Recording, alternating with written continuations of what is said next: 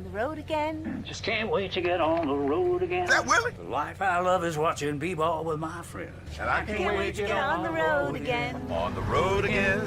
Can't wait to get on the road. Road again. Life I love is watching b-ball with my friends. I can't wait to get on the road again.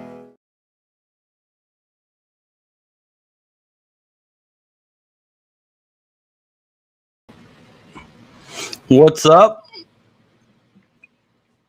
Welcome, everybody, to the Stay Hot podcast. I'm your host, PTKelsch, with another edition. Got a lot to talk about tonight. A lot of things have happened, not only today, but kind of the last 24 hours or so. I didn't go live yesterday because not as much had happened. Basically, everything that I'd seen was basically on the recruiting trail. Although we're going to talk about the recruiting trail tonight, obviously with the title, Pope Hits the Trail. Turned my Pepsi in for some Gatorade tonight.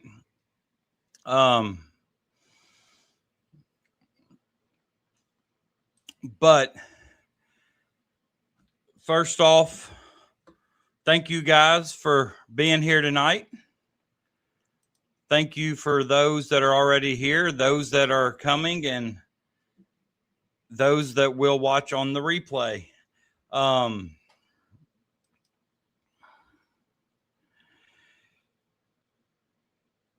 right.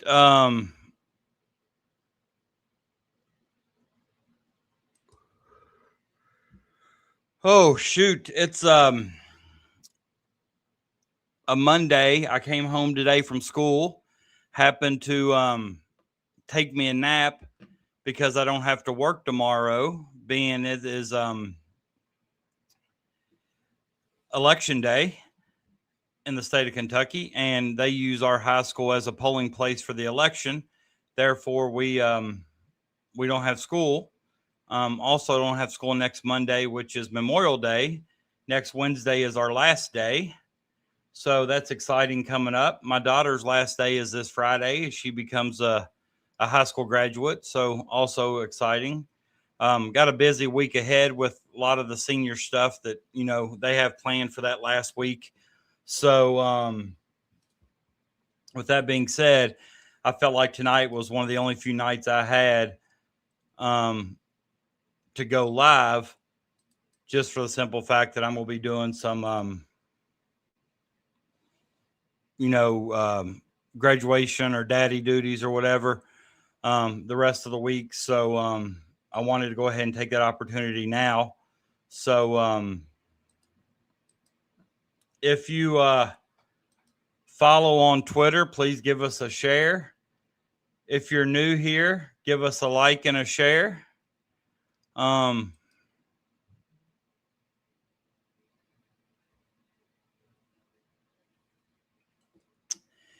But couple things first. Kind of what this show is going to be about. We got some information regarding the open assistant coaching position. We've got the latest information regarding Mommy and Marino. Some information's come out here within the last hour or so regarding Mommy that I think could be potentially good news for the Cats. We got a lot of information from the first summer live period. If you saw the intro video, you saw Pope and Mo Williams went down to Memphis. I believe that Mikkel McLean went to Indiana, and then Mark Fox went to the Puma, which was in Tulsa, Oklahoma. So the UK coaching staff's been very busy. And then here within the last maybe couple hours, I saw that Fran Fashilla decided to take a shot at Zoom Diallo. So, and we'll go over all of that tonight. So don't want to jump the gun with any of it. But we'll start off and thank you all. Remember, just showing up every night that we go live is a great way to support. If there's any way you can like or share our shows to get it out there, that'd be great. Also remember, you can join as a member. There's also super chats. And I know we had someone last time that had trouble figuring out the membership. They asked about PayPal or Venmo or Cash App. Well, I have a QR code up in the top right-hand corner that's linked directly to my Venmo. So all those are great ways to support the show. But like I said, just showing up and sometimes a simple share and a like gets us out there to a few more homes. And, just the amount of feedback I've gotten is just, amazing. I'm very good with my constructive criticism. So I don't take everything personal as far as the feedback goes. As I've said, I'm still learning. This is something I enjoy. I will continue to learn, continue to work hard to do it, and I will continue to get better. The more I do it, the better I'll get. But let's start off tonight with let me see what I want to start out with tonight. We'll start out with the assistant coach position. If you follow social media, Jack Pilgrim put out that he had talked to Jamal Crawford. Kentucky was in on J.J. Crawford this weekend. He was in Memphis, and I think Pope and McClain got a chance to see him a couple of times. I think that was the first person they saw when they got to Memphis was J.J. Crawford. He's a class of 29. Had a heck of a game. They said he hit everything he threw up when Pope was there watching. So, but Jack Pilgrim said he talked to Jamal Crawford, and Jamal Crawford said that he's still mulling over the assistant coach position with Kentucky. The door is still open. It's not shut. He hasn't decided or not if he wants to coach, but if he does, the assistant coaching position at Kentucky is something that he would be very interested in. So that's, I think Kentucky would still like to have Jamal Crawford as their assistant coach, not only because of JJ being a 5-star outstanding guard in a class of 29, but just, with his knowledge, his skill, his mindset, just him and Mo together and their ability to develop elite level guards and get them ready for the next level. I just think that would be a huge asset for Kentucky if they could go ahead and potentially lock him down if that's what it is that he wants to do. I think it all is going to depend on how he's feeling or what his thoughts are once the NBA season's over. So hopefully Jamal Crawford, looks to get into the coaching. And if so, I think Kentucky will have a position. I don't think Kentucky's in any hurry to fill that position. I think they won't get in any hurry to fill that position until they get their roster filled. I'm still not sure they're going to fill all 3 spots that they have available. I'd like to think they will, but if they choose not to, I look for them to at least fill 2 positions.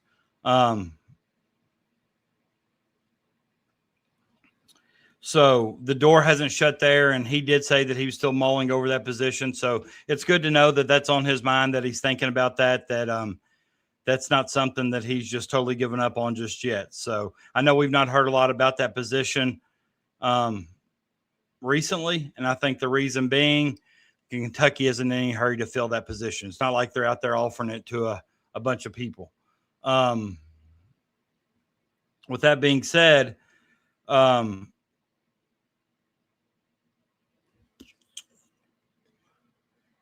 Momchilovich, the last time we did a show, I think the last time we heard from him, he basically had said in his interview that he thinks he would be a great fit for Pope. Pope would be a great coach for him, that if he makes his decision to come back to college, which a lot of the people that I follow have suggested that he do so, a lot of the national NBA scouts, media, have all recommended or think that it'd be best if he does come back to college. And if he does come back to college, he did say that Kentucky would be in the mix. Now, we've heard a lot more recently about St. John's. St. John's are one of those teams that I don't know if he fits St. John's, his style, his personality, so to speak. But St. John's is somebody who's going to be in the play. We also heard that this could come down between a battle between Kentucky and Louisville, which Louisville's had a really good portal offseason so far. St. John's had a pretty good season in the portal so far. Kentucky's been a little underwhelming. But with that being said, I feel like Kentucky's put together a good roster. Not for sure if it's a Final Four type roster just yet, but I think with what's left out there and what potentially could happen here in the next couple of weeks, we could land what could be a Final Four roster. But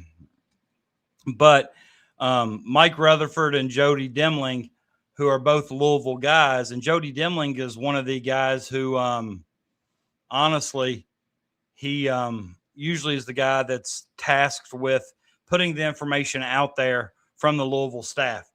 So if the Louisville staff wants something out there, Jody Demling's usually the one that gets it out there on social media. And this was going around on, message boards earlier. And Mike Rutherford, another Louisville writer, he said he is probably their best fan media personality. He said he was told to not get his hopes up for Momcilovic. And now Jody Demling, who is their insider that really gets stuff straight from the staff. And Demling says, I wouldn't keep your hopes up. At this point, I don't believe anything is pending with additions to the current roster. Milan is still a long shot. No one else is still left on the board. So with that being said, I think that's good news for Kentucky. There's been a couple different people out there who have said that this recruitment would come down between Kentucky and Louisville. Two Louisville writers, Rutherford, who more on the social media type, deals with the fans, Jody Demling, more of the staff, have both said that they would not get their hopes up for Louisville to be adding Momcilovic. And if you follow along with what Demling says there in the end, he basically acts as if it's there may not be any additions at all to the current roster. So I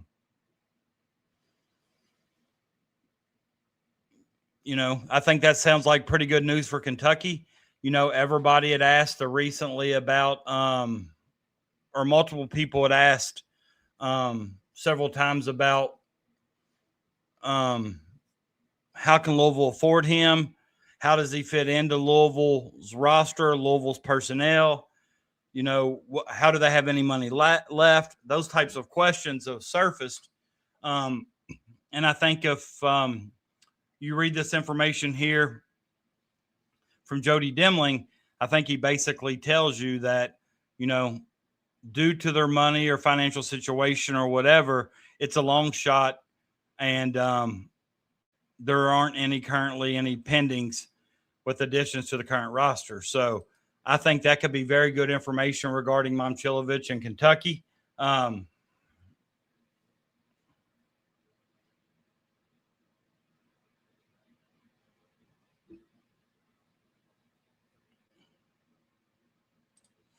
And John Boy, that's what it seems like right now.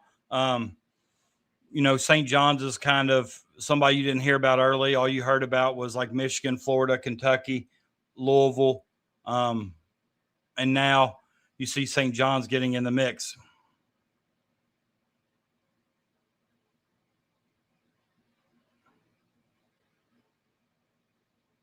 Crash also says he's heard from people close to Louisville Athletic Department that they aren't pushing hard for him. I haven't seen this info just put up, so it's interesting to see that. Yeah, it's, that's fairly new as far as I'm saying in the last probably couple hours. I definitely saw it this evening. Kind of shocked me because I thought Louisville was going to go all in pretty much for everybody. But, I honestly think, when it comes to somebody like him, we have a better chance of recruiting against St. John's for him than we do against Louisville, just because Patino's more of a defensive-minded in-your-face toughness type coach, and I'm not so sure that style of play is what Momcilovic is looking forward to. And, you know, when Momcilovic made the comments about in his interview about going with somebody that could, you know, kind of help develop him, kind of help prepare him for the NBA or to the draft, I kind of knew right then, or felt right then, it was not Louisville, because, you know, Kelsey hasn't had, I mean, nobody in Louisville. Pope's had people drafted, and he's about to have Marino not necessarily drafted, but, you know, could be a first-round pick, going from a 4-star backup center to, you know, a first-round pick in the NBA. But, you know, you won't hear much about Pope getting credit for that. That's just the way it is. But as far as Marino goes, you know, there's been another Yahoo mock draft come out. I can't think of that guy's name. We've talked about him before on here, the last mock draft, but he's now got Marino up to 23rd with Quaintance at 24th. I don't see any world where Marino would go before JQ in what I would say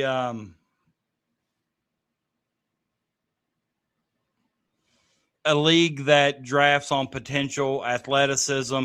You know, JQ's way more athletic, but then again, he's also, you know, more injury prone than what Marino is. So, but Marino is, you know, in the latest, you know, I don't know what mock draft you look at. There's 1,000 of them out there. But Yahoo does have him at 23rd and Quaint's at 24th.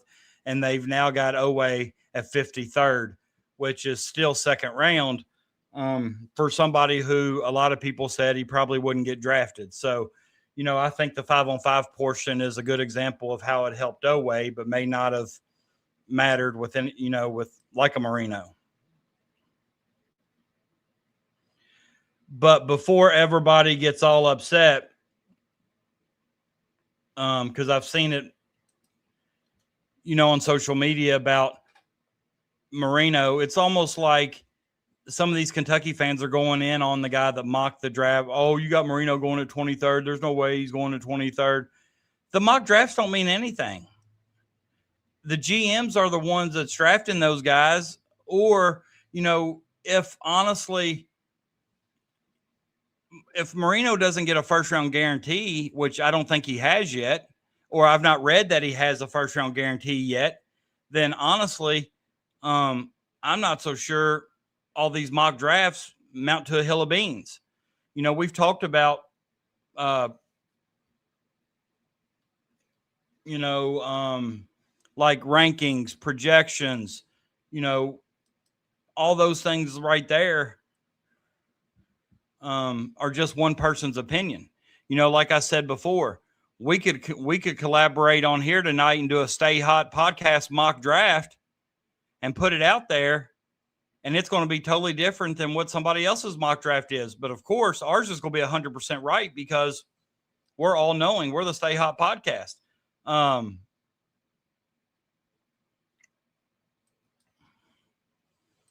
Chris Adams on his show was really going after Pope. Right. I'm just saying a first-round guarantee wouldn't even make him come back. First 20, you can't blame him. You know, I don't know if you can blame him if he could get a guarantee at 23. You know, you can't blame the kid for living out his dream of playing in the NBA.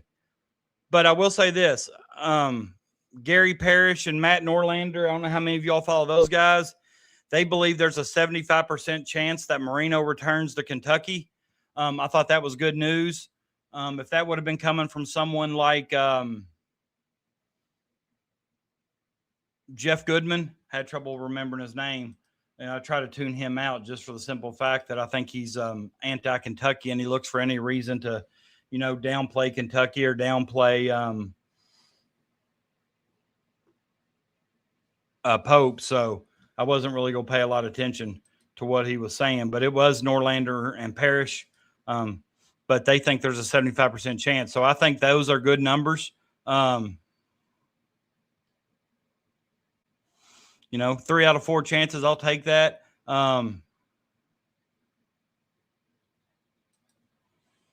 Definitely remember the Waltons. Good night, John Boy. And they said good night to everybody.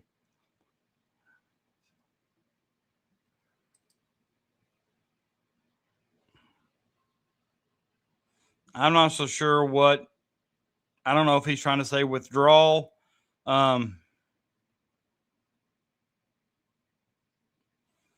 don't know what Clyde's trying to say there.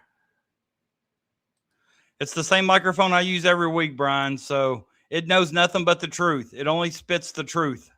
But,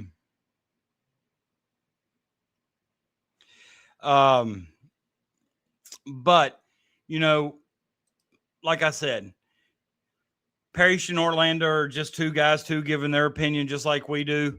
But 75% chance from two guys that probably know a little bit more about where Marino stands right now than I do. So, if it's somebody other than Jeff Goodman, I'm probably going to pay a little bit more attention to it. If it's one of our guys, I'm definitely going to pay attention to it. But I like those numbers. 75% chance Marino comes back. But with that being said, I saw where John Rothstein, it wasn't a parody account. That parody account's gotten me one too many times.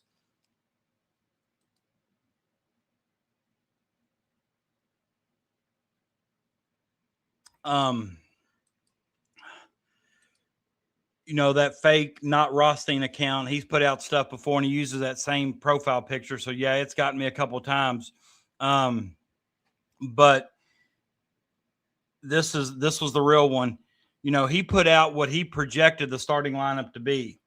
And I'm not so sure I like this starting lineup, or I'm not so sure how good this starting lineup would be in the SEC. So if you're a Rothstein fan, I will tell you that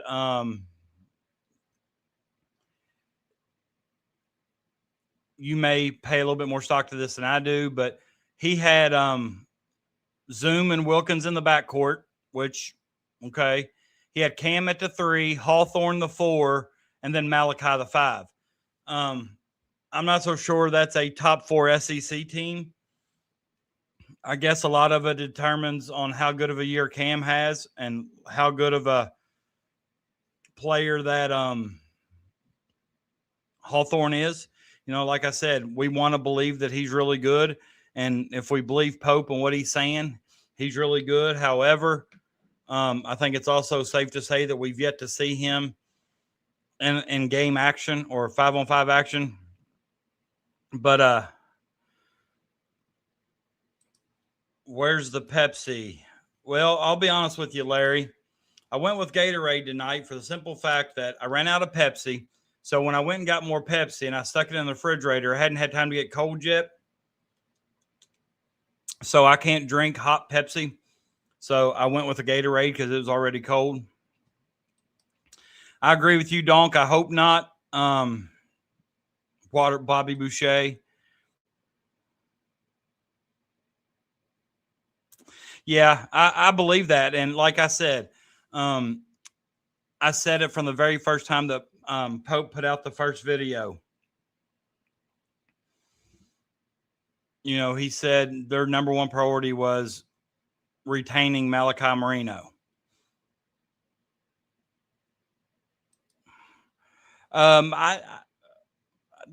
Michael Marino. Yeah, he probably could do that. With our team right now, I probably agree with this. I think Milan is more important to us right now than what Marino is. I don't want to talk about what I just watched, Brian. And I definitely don't want to get Peanut started when he comes in here. What's up, my man? Hey, hit me a subscribe if you haven't already. Glad you're here. I got some information on Ryan Hampton. I'll share that with you right now since you brought it up. Yeah, Graham Ashcraft gave up a 2-run homer with a 4-3 lead. Hey, that'd be great, man. I appreciate you.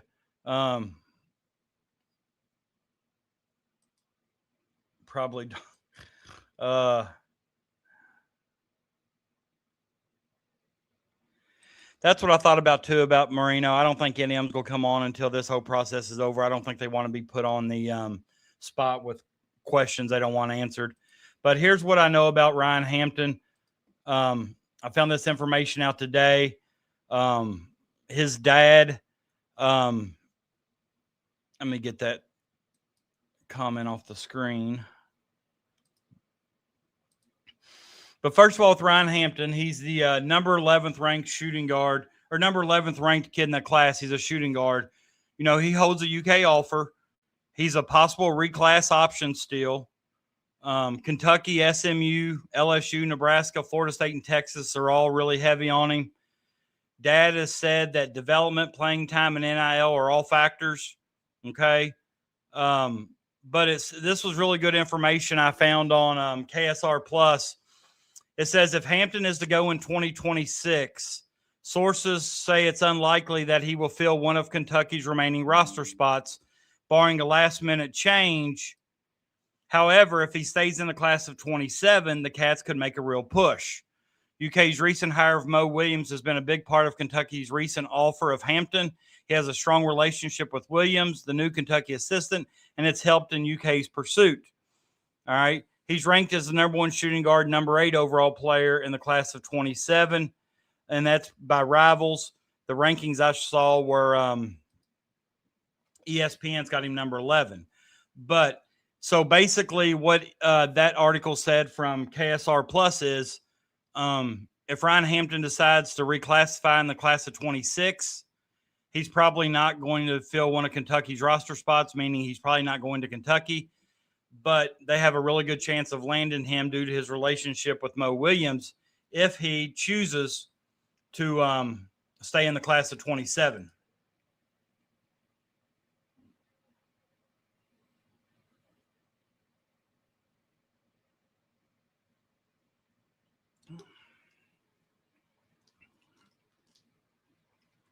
So, and honestly, I kind of hope that Hampton stays in the class of 27. I'm not so sure he's ready for the physicality and the just the day-to-day beating and banging of the SEC. So I think, you know, it may be a good sign for Kentucky if he stays. I think the one thing about it is I think him and his family is very realistic about, you know, if he's ready or not. I think his dad has even said that they don't think he's ready yet. So hopefully that means he stays in the class of 27.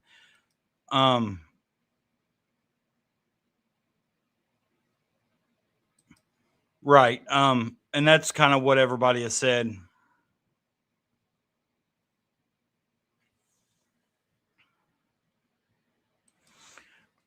And that is true too.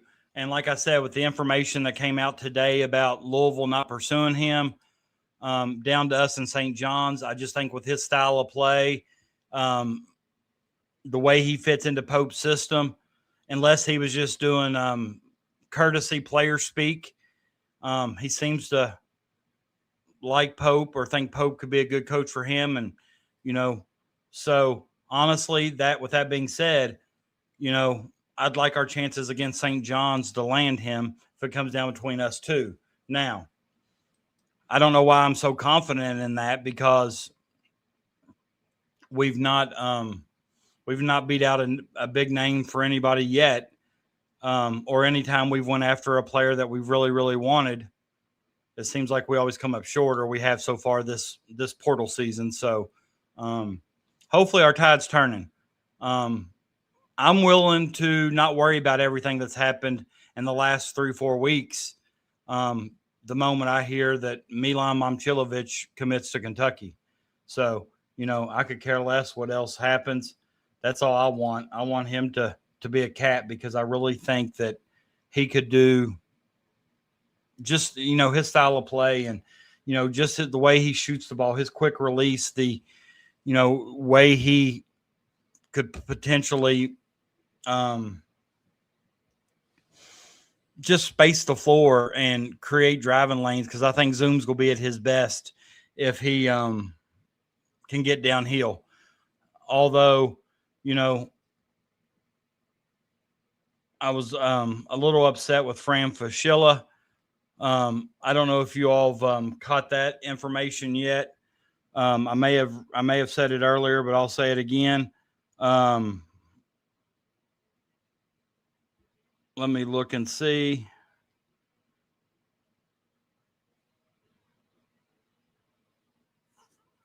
I got it on my phone. I didn't get a chance to send it to my computer.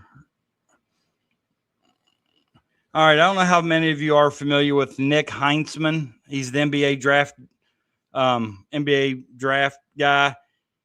He says that Hans Steinbach really helped himself at the combine, established that he has enough size and athleticism to play the 4 or the 5, has many avenues to succeed in the league. He was held back by awful Washington guards. He has him in the top 10. So he throws out the awful Washington guards.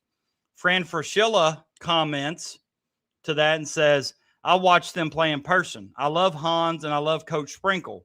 Injury certainly affected their team's outcome. Diallo is a nice middle of the SEC guard. That's the kindest way to say it.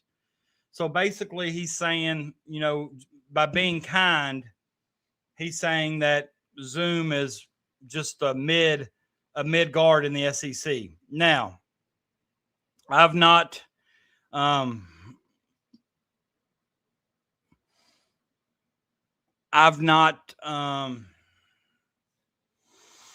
do I want to say this?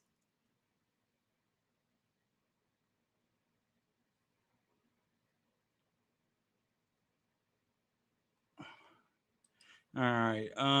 No, I think his dad's comments have kind of made it clear that he's ready to contribute as a freshman.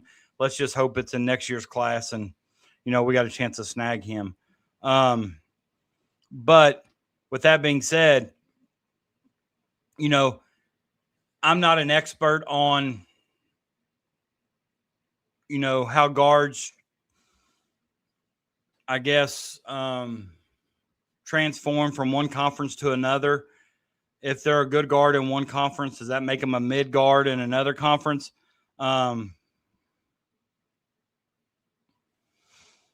So I can't say if what Fran's saying is right or wrong. I think, just how he said it, that's the kindest way I can say it. It's kind of like he doesn't think he's that good. Come on, guys, give me a like. Thank you, man. Appreciate you. I agree with you. But here's the thing. Regardless, I think he's definitely built. His body is built for the SEC play. I think he's a physical guard. And honestly, he reminds me a little bit of Lamont Butler, does he not? Lamont wasn't the greatest shooter either. He had some good shooting games, but I think Zoom's going to have some good shooting games as well. And they were both physical guards that could get downhill. So,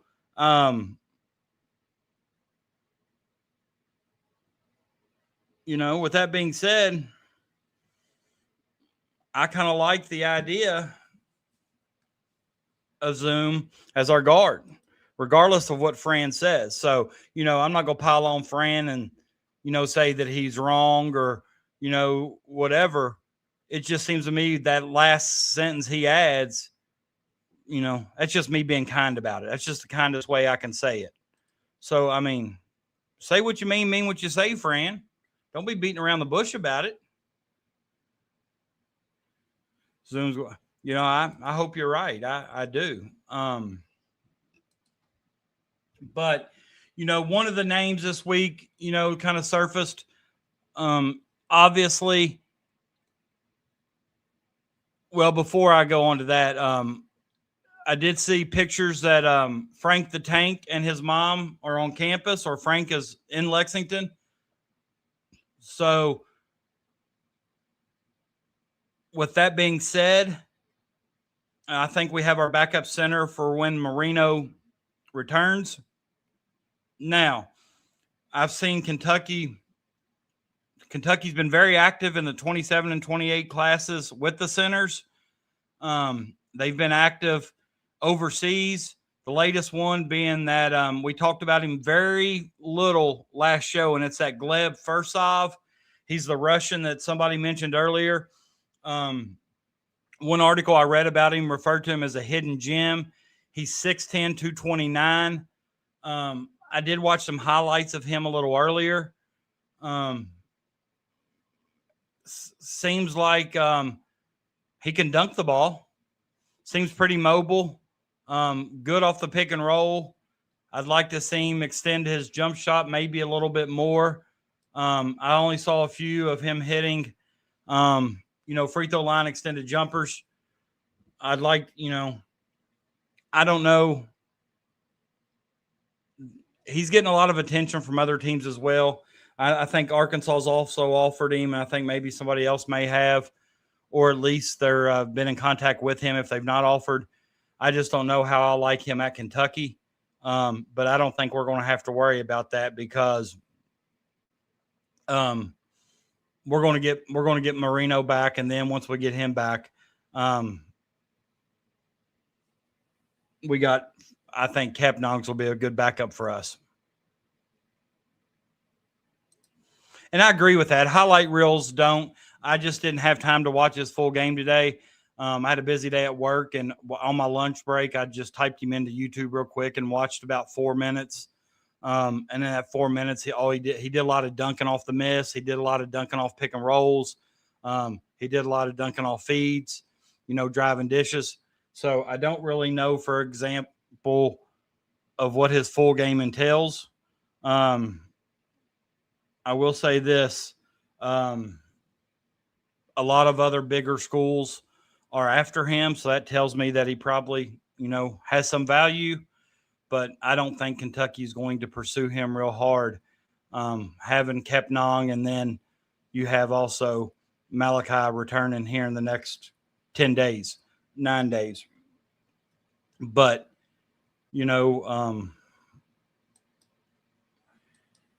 but let's move on. This past weekend, it was the first summer live period in the EYBL or the AAU circuit.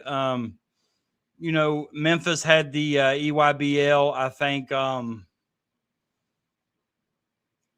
Mikael McLean was in Indiana. That was with the 3SB, which is what Reed Shepard played on. And then Mark Fox was in Tulsa, Oklahoma, and that was the Puma, the Pro 16. Kentucky has been very active, been real busy this weekend. They have offered 6 different players today. I'm not going to go through all 6 of those offers today. They're all over social media. They've offered 7 since this weekend. But just to kind of give you some names to keep an eye on that they watched multiple times. For example, CJ Rosser was the guy they had in on the visit that they went fishing with. Number 1 power forward. He's number 2 in that class in the ESPN rankings. Number 1 is also power forward. That's Marcus Spears Jr. They both hold UK offers. One of the guys who got an offer today was point guard King Gibson. He's a top 10 player, 5-star. He also has a UK offer.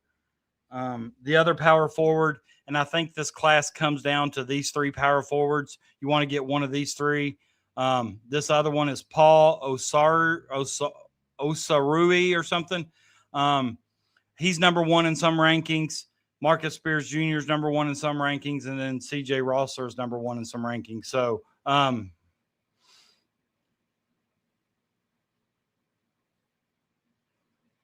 those guys are pretty much it at the power forward. The point guard that we talked about a couple shows ago, Beckham Black. He's the brother of the Arkansas guard, Anthony Black. UK made sure they were represented courtside for every one of his games this weekend. So that seems to be a name that they're prioritizing at the point guard position. I do know that I think Georgetown is another school that has been very high on Beckham Black. I'd be shocked if he goes to Georgetown. I could be wrong. We've already talked about Ryan Hampton. The only way that, it looks as if he's going to be a Cat is if he stays in the 27 class. If he does reclassify to 26, there's a chance that he's probably not going to be one of the ones who fills the final 3 roster spots. One of the guys from the weekend that their stock keeps rising. He's ranked 34th right now, but a lot of people think that he'll be a top 10 player eventually by the season's end, and that's Chase Lumpkin. He's a shooting guard. Some people say one of the best scorers in the class. I've not seen him play. I'm not going to lie. I just know Kentucky thinks highly of him. And that's Chase Lumpkin, shooting guard. And, I could be wrong, but I feel like the shooting guard, small forward positions are very important in Pope's offense, just with their abilities to stretch the floor. So I'd like for them to prioritize those positions and get people that can shoot the ball extremely well and, bring that on. The number 9 player in that class, and, some guy you all have probably heard of this week, is DeMarcus Henry. He received a UK offer. Also this weekend, he received an offer from North Carolina and Arkansas. So this weekend alone, he had Kentucky, North Carolina, and Arkansas. So he was probably one of the bigger winners of this first live session. He already holds offers from UCLA, USC, Cincinnati, Arizona State, BYU. But if that name sounds familiar to you, it's probably because he is the son of the late Chris Henry, who was wide receiver for the Cincinnati Bengals. I'm not 100% sure that I knew that before doing a little research on him. So, a lot of people feel like he was the biggest winner of the first live session, or what they call it, live period, summer live period, first summer live period. But he also, being interviewed, he's not short of confidence. He's not somebody that lacks confidence. He says, I feel like I'm the best player in the country. I like a player with that kind of confidence, as long as he can go out and back that up. I'm not saying he has to be the best player in the country, but he's got to play like he is. They also watched Team Hero a couple times, who has Con Kneppel's brother Kager, and they also have Deuce McDuffie, who both guys that Kentucky have watched. I don't think they've offered Kneppel or McDuffie yet. If they did offer McDuffie, it was today, and McDuffie's one that they thought was an offer that he was going to be getting an offer. They also offered a 4-star center in the class of 27, Darius Wobbington, 6'11", 245 pounds. So he's a big boy. And like I said, there's been several centers in this class that they've, or several centers altogether that they've been looking at, whether they be in the 27, 28, or 29 classes, as well as, and I think the newest one is that, can't think of his first name is Yann, Yann. Yann Kamagati or Kamagati something. Kentucky offered him today. He's a 7'1" center. And Big Blue Dylan says he's the biggest riser of the past weekend's live session, and he's in the class of 28. So somebody that very well could be the highest ranked class of 28 player when it comes, all said and done. In Indiana, Mikkel McLean at the 3SB was watching the number 5 player in the class of 27, point guard Nasir Anderson. He's a guy's name that you've probably heard quite a bit. Kentucky's been watching him or been on him for a little bit now. But another 5-star point guard. So it also seems like, because in Tulsa, Oklahoma, Fox was watching Reese Alston, who is the son of Skip Tumalu from the N1 circuit, Rafer Alston. And Reese is also a 5-star point guard. So with Anderson, Alston, and then King Gibson, all three with UK offers, all three in the class of 27. It seems like the point guard position is also one that Pope is prioritizing. In the class of 28, they offered a number one player in the class today, Aiden Diggs. He's a combo guard, meaning he can play the point as well as the two. 6'5", 180 pounds. He, the good part about, what I like Pope doing is even at the point, two guard, he's going after a lot of size. Our point guards are even 6'4", 6'5". So I really do like that. Also in the class of 28, the guy that he's number 3 right now, but they say once the new rankings come out, we'll jump to number 1 is Holton Hiller. He's a small forward, and but very well could be the best player in the class by, the next time the rankings are produced. And then the class of 29 was JJ Crawford. And if you followed social media, that was the first guy that I think the 8 a.m. game he played in when Pope and McLean watched in Memphis, and they say he put on a show. And he's the one that's the son of Jamal Crawford. So he has not committed yet.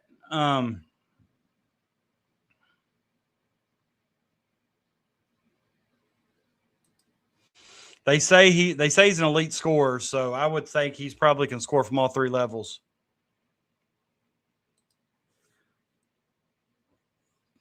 Yeah,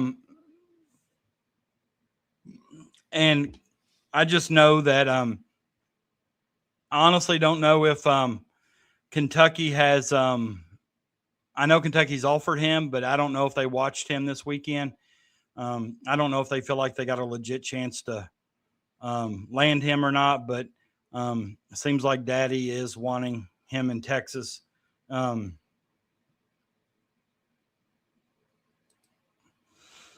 What do you mean so many offers? They're not getting all of those, Peanut. You've got to continue. And somebody on there was giving Pope hell earlier today. Is like, you're not even gonna be here next year. Why are you still out there recruiting? Well, 1, it's part of his job, but 2, he's got to recruit like he's going to be here next year. That's not set in stone. The only people that have fired him are the keyboard warriors.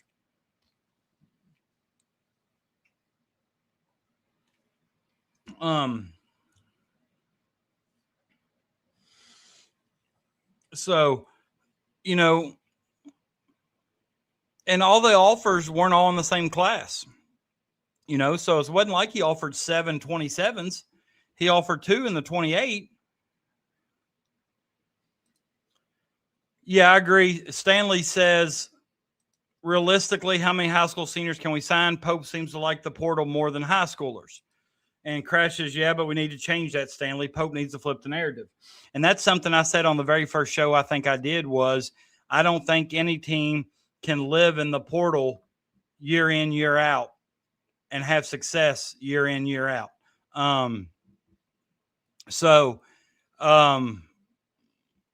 I would like to see him sign more. I'm all for signing the best player based on talent, regardless of age, class, high school, portal.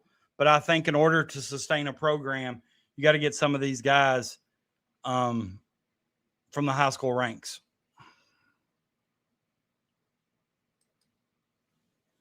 And this is a good point too.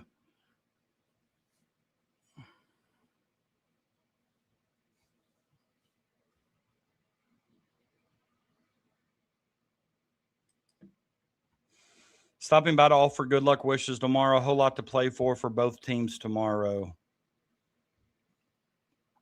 Are you talking about baseball?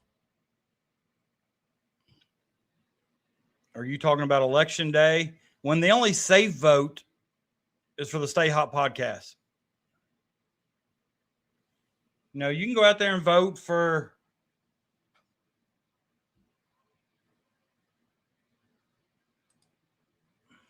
Yeah, I don't know after the way Kentucky played that Arkansas series if they deserve to get in, but if they do, it's because they backed in.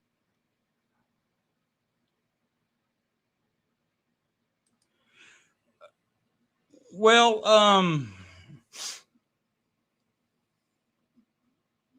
I think the portal's already made it to be where high schoolers are getting crapped on. But I mean, these kids are going to get going to get 5 years of college basketball starting from the time, or 5 years to play five. Starting at the age of 19. So, I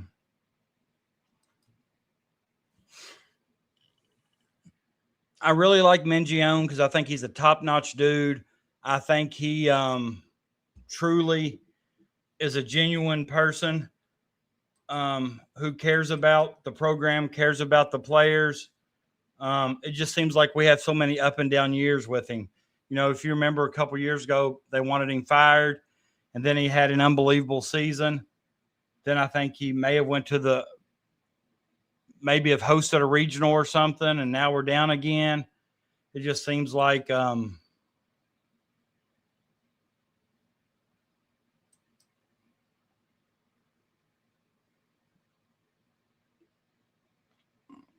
those of you that were talking about the Reds earlier, I want you to know that tonight was their 6th blown save in 17 games in May.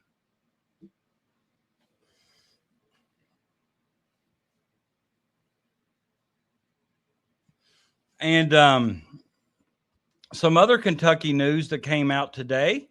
I don't know how you all feel about the TBT, but I'm a fan. I like the TBT. I think it gives us an opportunity to watch some basketball with some of the guys we enjoyed watching over the summer. Yeah, me too. That's what made me bring it up. But 20 Beckham's back as the GM of La Familia. I think we've already got committed Reed Travis, Willie Cauley-Stein, and Archie Goodwin. Archie's had really good TBTs for us.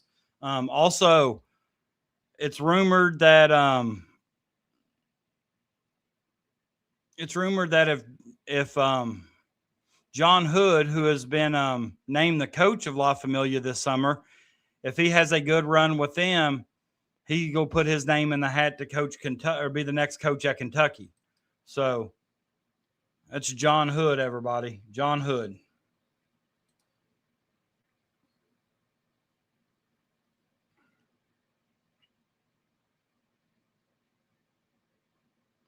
And I was kidding, by the way. We only need to play him 2. It's the best of 3, Clyde. We don't need to play him. Oh, I guess I see what you're saying. But did you all see that big news? Did you all see the big news from the TBT that Kentucky and Louisville are going to play the best of 3? One's going to be at Memorial. One's going to be at Yum, I think. And then whoever sells the most tickets gets to host the 3rd game. I was kidding, Clyde. I hope there's nobody on here that wants John Hood to be our next coach.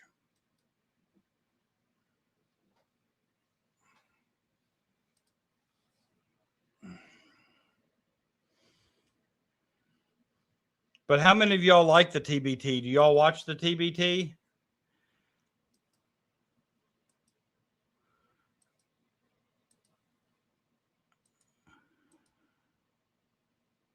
Oh, I'd love to have Jorts, but I don't know if he's still in playing shape.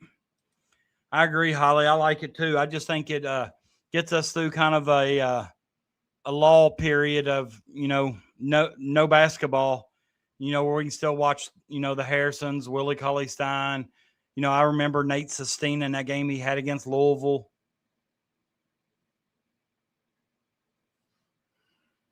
You know what? And here's the thing. I think Willie Cauley-Stein's probably telling you the truth.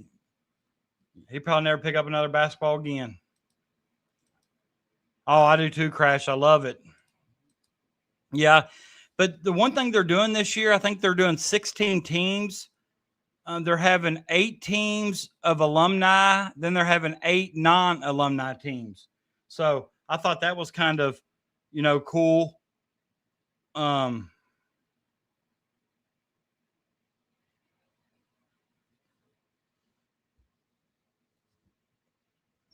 but he had a heck of a year.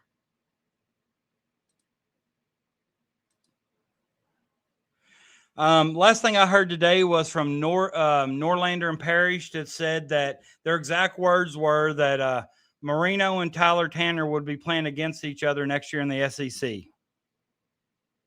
Or was their prediction?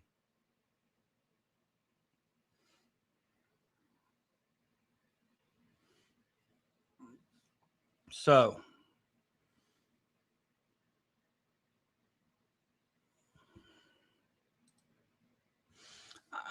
I think that's what's hurting. I think that's what's hurting Tanner, because there's no doubt he's a skilled player. I mean, he had a heck of a college season.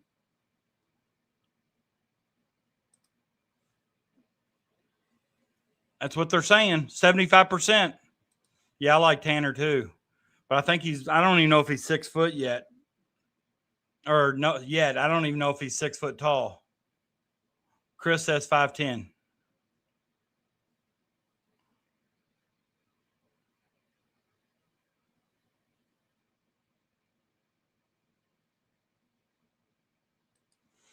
Yeah, but I don't think that's as big as than if we get Momchilovich. Something's been bothering me. I feel the agents are getting players to go after the money when he should want them to do what's best.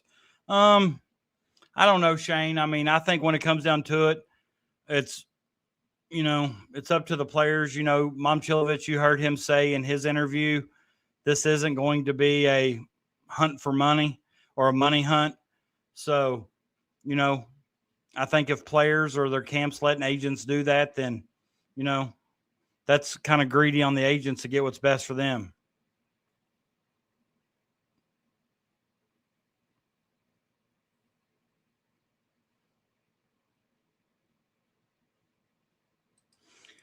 Yeah, we won't hold it against O'Shelby that he's a Cardinal. We won't hold it against him. But yeah, the way it looks and I haven't seen any updated numbers, or I don't know how they're telling what is what, but however many tickets are sold for,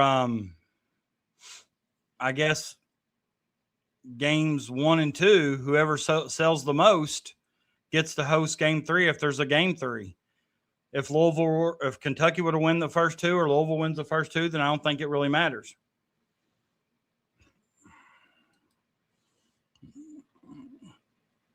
$510's hard. It's hard to make it in the league at that size. I'm not going to lie.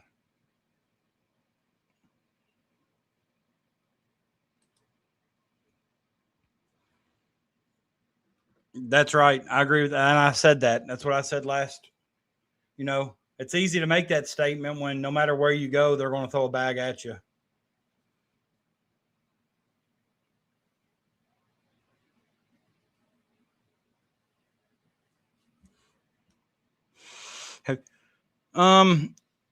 Actually, Captain Crash is my JMI associate.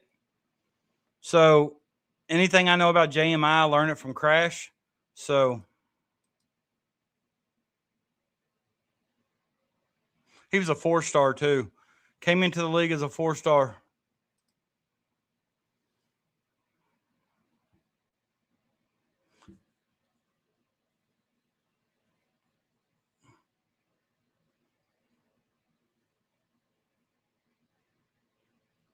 I don't know if I understand. What do you mean? Because Pope can't make NBA talent. What do you mean? I need an explanation there.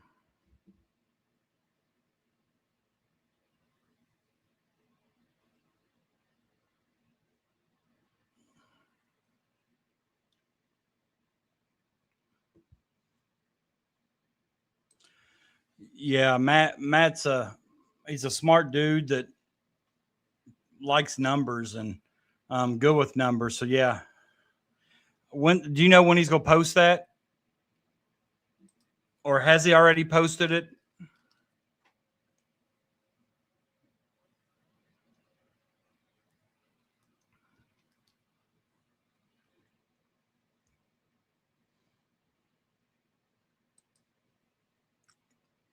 Appreciate it. Okay. I was gonna say we was gonna have to disagree. We was gonna have to have a discussion. All right. If you're new here, please give me a like and subscribe. I've picked up a couple new subscribers already tonight. For that, I appreciate. I was stuck on 629. I am now above the 630 mark, so that I appreciate.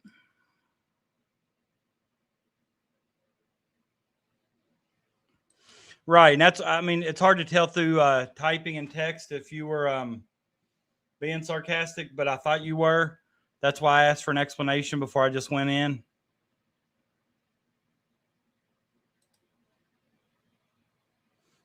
Yeah, I agree.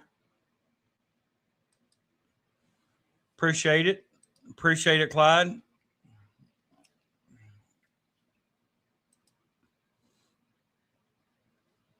Oh, come on, guys.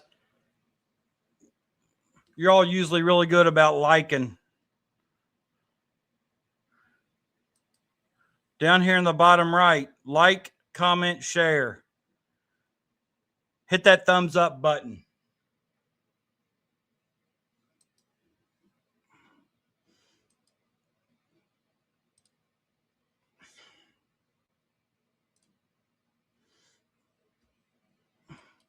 We can do better than that. We've currently got close to 70 watching. We can get better than 23. But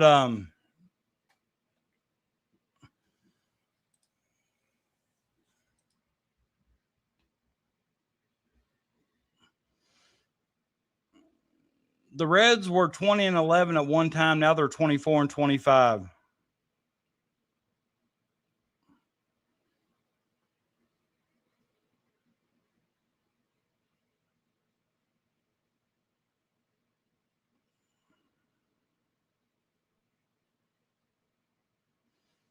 But I saw somebody mention earlier that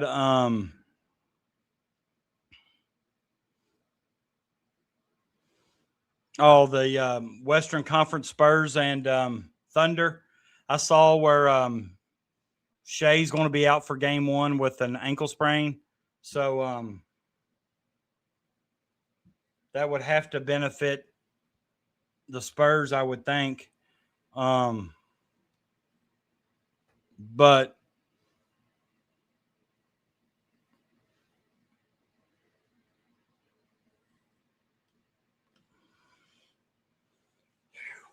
I'm sweating. I ain't turned my air on yet. I might have to. Holly, did you not know Shea was out for game one?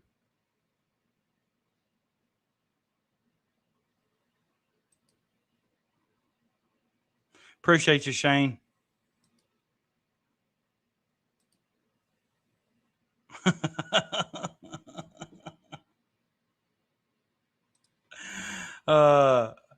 Kel's cracking me up. Oh, Fox is out maybe. Is Shea not out? I thought I read where Shea was out too.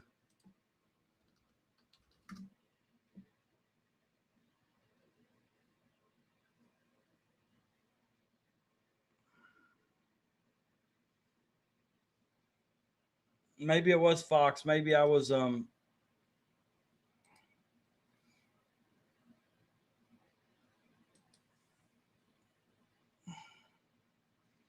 getting my Kentucky guards mixed up.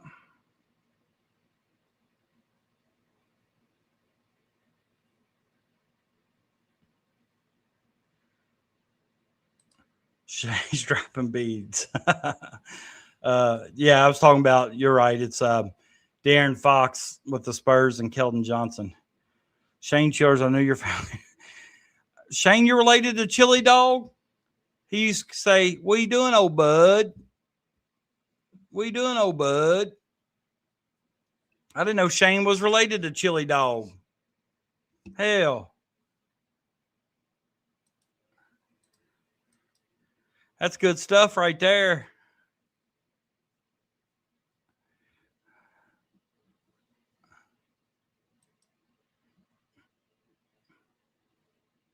I remember one time when old Chili Dog helped me and my dad move, and He was climbing into the back of the truck. He got on the tailgate, and my dad thought he was already in the truck. My dad gunned it, and old chili dog spilled out all over the main street.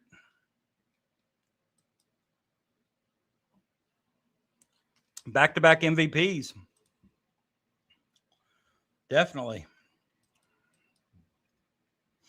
Back-to-back MVPs for sure.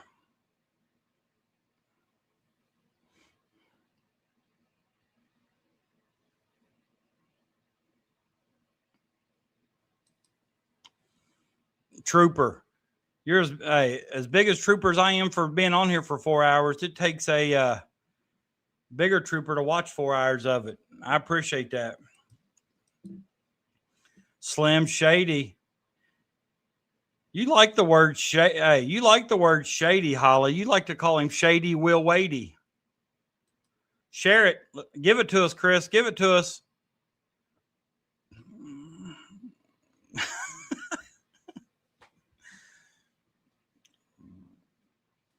That doesn't surprise me.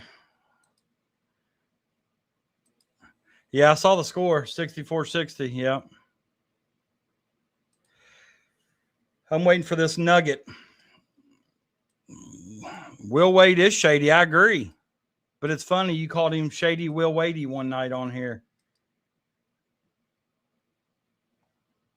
Oh, bud.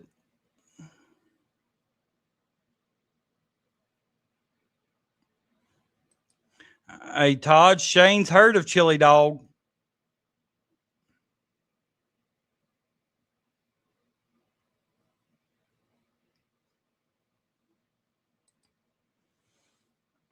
There's only one way to do, Nathan. Stay hot.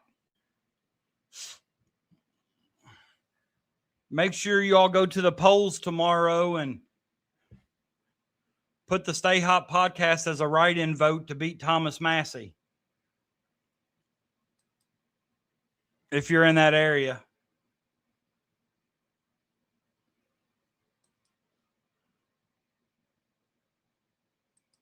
That's right. When you show up here, you're family. We treat you like family.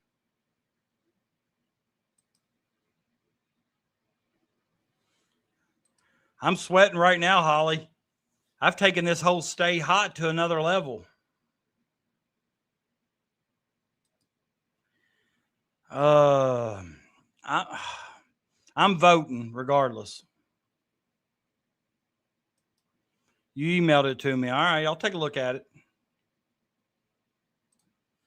Who's winning BC Sheriff? That's a good question. It'll be closer race than you think. But I think I don't know who I'm voting for just yet. But I think the incumbent, Bobby Booty, wins.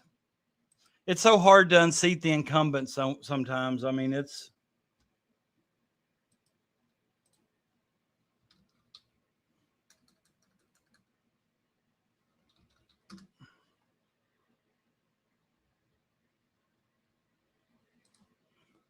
I'm trying to get into my email here so I can see what old Chris has.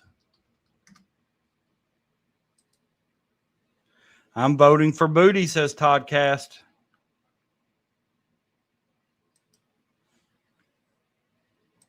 All right, you're not allowed to talk about politics anymore.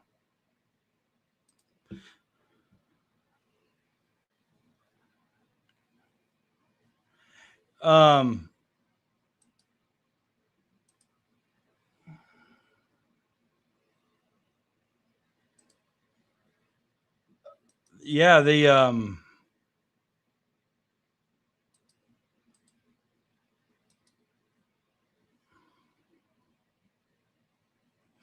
I would like to hear Matt's podcast on the NIL.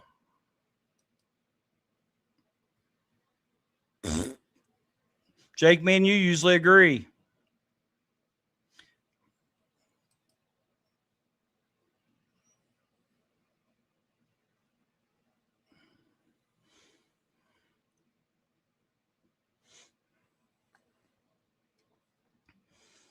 Give me a second here. Let me see.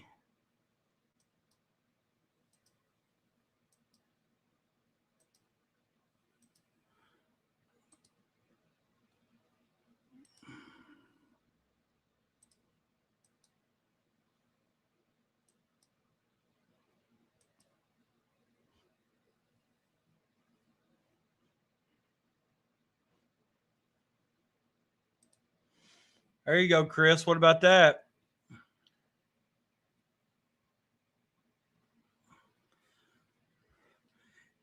Just my big head's in the way.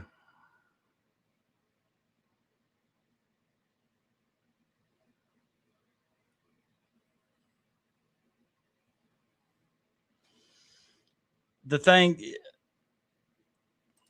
I appreciate you did a nice job. Appreciate it. I like that wildcat over there to my right, over my right shoulder there with those eyes.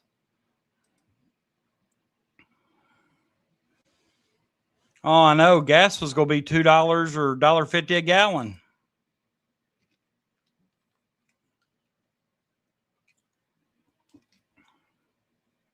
Yep, that's all it is, Crash. That's all it is.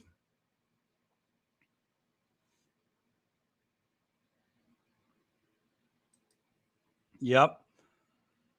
The only thing is that where it was kind of big, I couldn't get the whole stay hot thing over here, this right here, and I couldn't get the one goal, one team, one Kentucky over here.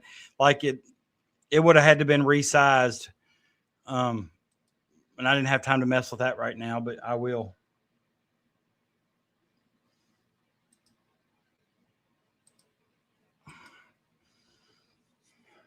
Holly, I'm sweating.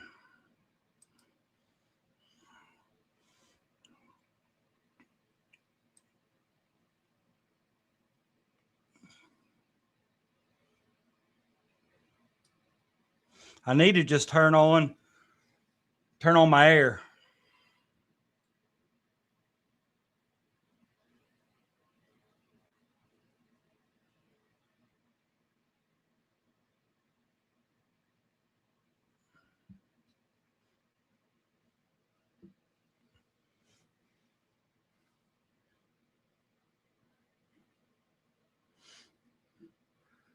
Like,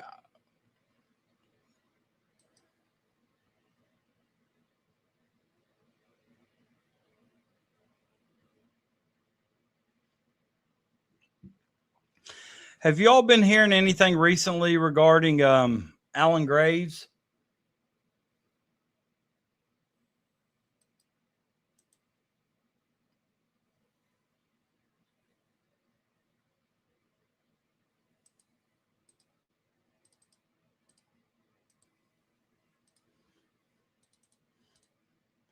All right, I'm going to share this. I'm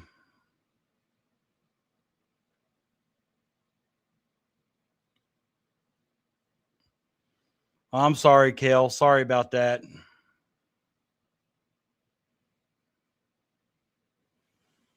Well, I had an arm, Chris.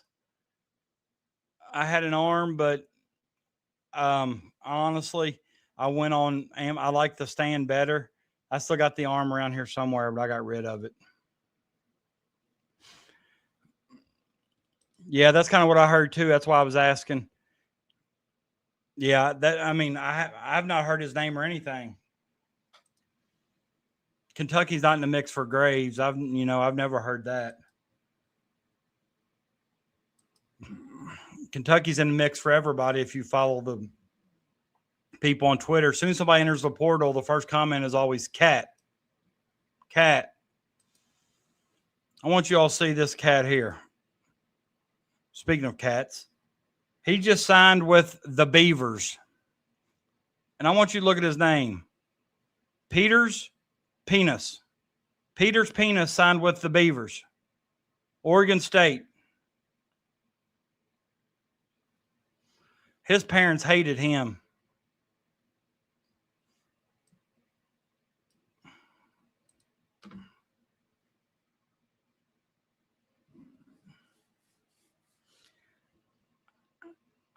Graves is doing too well to leave the draft. Last few things I've heard about him, he's slipping.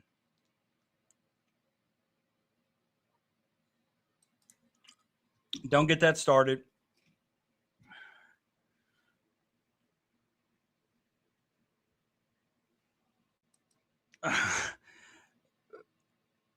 I'm just telling you, that's his name, man. I'm reading the dude's name.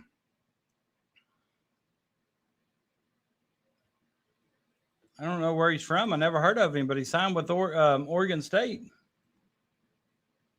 But here's the John Rothstein. Let me see if I can share this with you.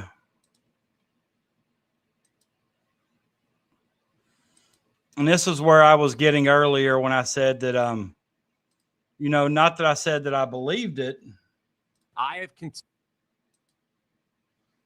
But this is Rothstein. Kentucky right now ranked 40th in the Rothstein 45 with this projected starting five. Zoom Diallo is your point guard. Alex Wilkins is your two. The transfer from Furman. Zoom Diallo came from Washington. Cam Williams on a wing. Braden Hawthorne at the forward spot. And also Malachi Marino. Now, Malachi Marino is a player that is also going through the NBA draft process, and a lot of mock drafts have him as a late first-round pick. So there are a number of things that Kentucky needs, in my opinion, to be in a situation to have things go in their favor and be in a better situation than they're in right now. The first thing Kentucky has to do is to be in a situation where it gets Malachi Marino back for an additional year. I can tell you without hesitation, if Malachi Marino is back for his sophomore season at Kentucky, he will be not just on my breakout list for breakout players nationally, but he will be one of the breakout players in the SEC next season.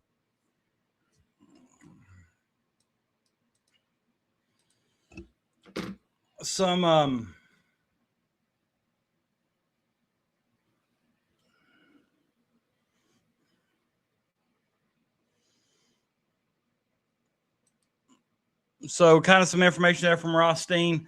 I guess what he's going by with our current roster, maybe that is it. I don't know how comfortable I would feel if Hawthorne had to guard the 4 spot. But, I definitely like our backcourt with Zoom, Wilkins, and Cam.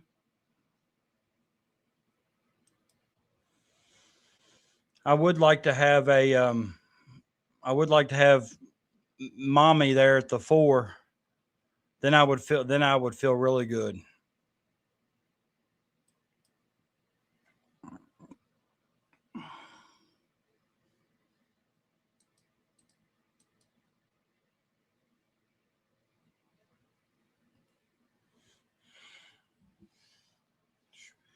I don't know how much longer I can be over here in this sweat box.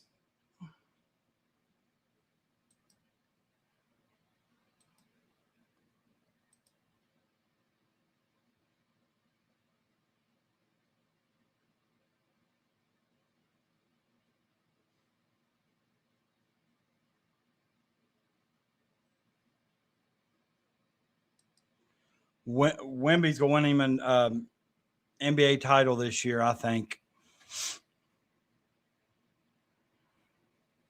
If they win, I don't know. I'm not going to say that. The Oklahoma City Thunder is really good. No matter who comes out of the East, I'm not so sure they can win 2 games off anybody in the West.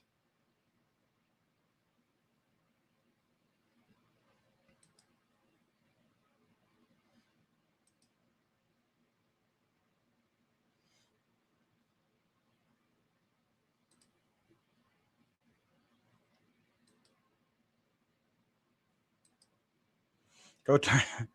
I'm tight, Holly. I'm tight. And actually, the bad thing is, like, directly behind me is the unit, and directly above me is the vent. I'm afraid it would be too loud.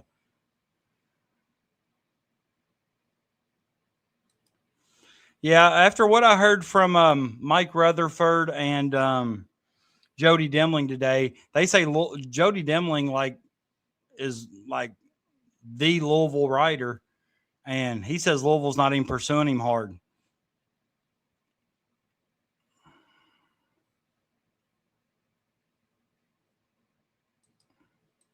Here's what I'm ready for.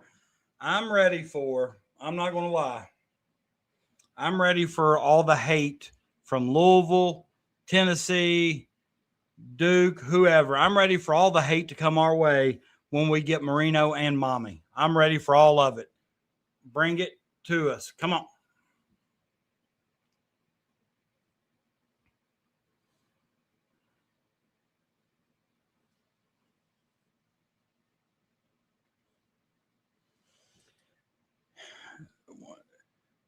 Stanley, I think they had us preseason like number 2. I think that's too much respect. I think a lot of times they were ranking us on the fact that we were Kentucky. And if you remember Calipari's last 2 or 3 years, we were always ranked really high in the preseason.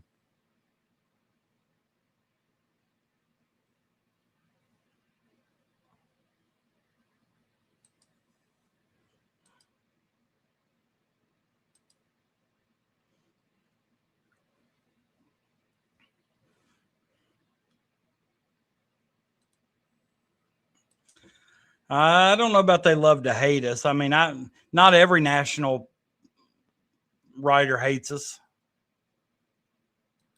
Well, yeah. I mean, and honestly, preseason, that was going into the year knowing that Quaintance wasn't going to be playing.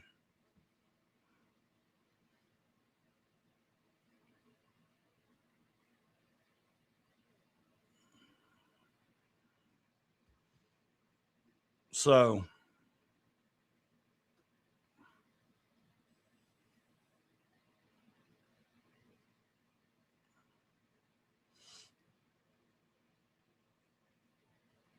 that's what it's going to be.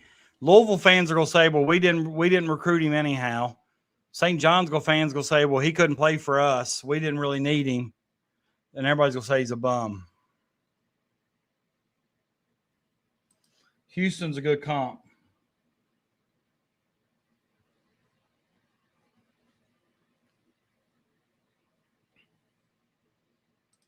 Correct.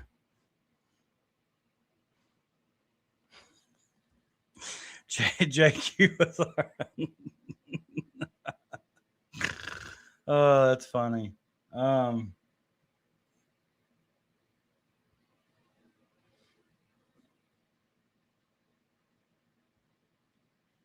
That's funny.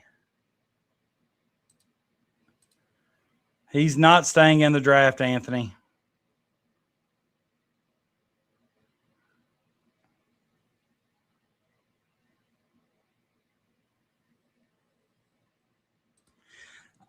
Crash, I heard that Matt Jones gets all of his information from you. So whenever Peanut or Icon or all these people hate on Matt Jones, they're really hating on you. That's why you get so defensive and take it so personal.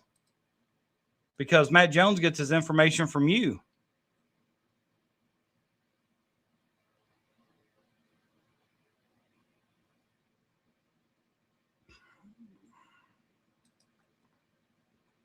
Houston's a good comp, though. I'll be honest with you. I didn't think we'd have as much trouble scoring last year as we did. But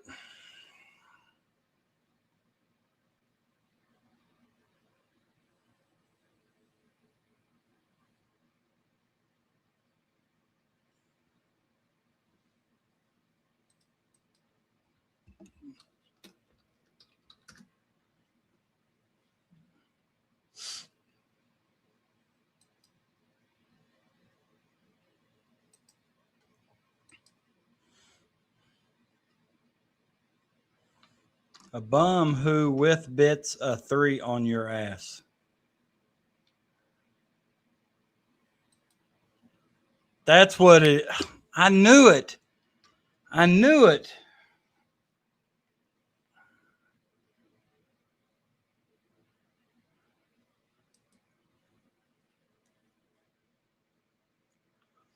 And yeah, they do know that honestly. And that's what we've talked about with some of these articles. Listen, Chili Dog's real dude. He's passed away now, but growing up, Chili Dog.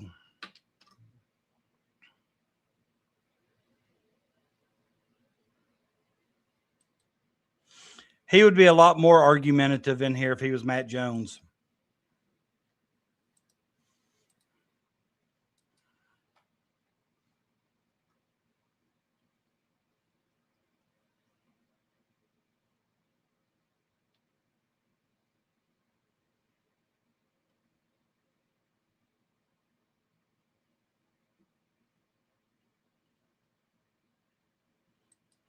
Sorry, damn phone changes my words.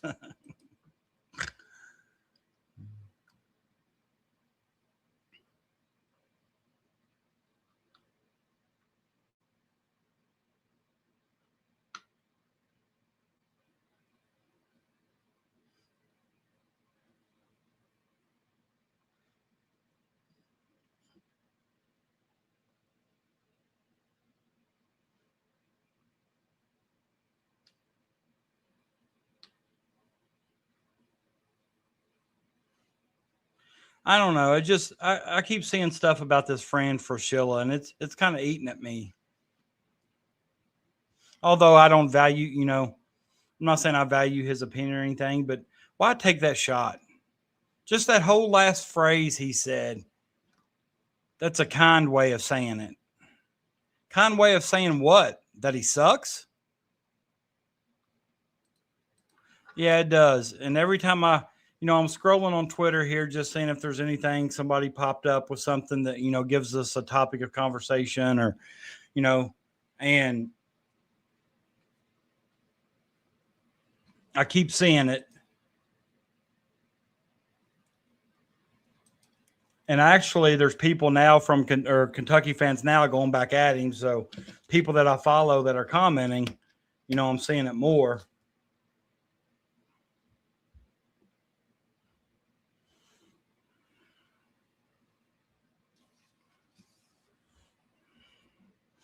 Anybody? How many of y'all got to work tomorrow?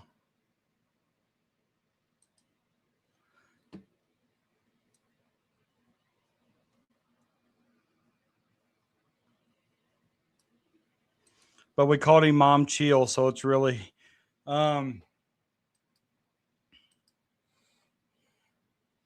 yeah, that's true. We did. We called him Mom Chill. But I mean, I'll be honest with you. I was having a hard time believing him to Kentucky because, for some reason, it seemed like Louisville had gotten pretty much everybody. They just kind of throwing all kinds of money at people, and they had gotten them. So I kind of, I told myself that's kind of what was going to happen in this situation here, that they was going to do the same thing. It was going to be a situation to where,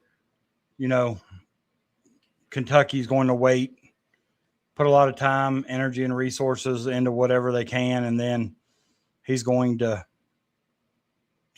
spurn the cats for Louisville or St. John's. But I'm on board.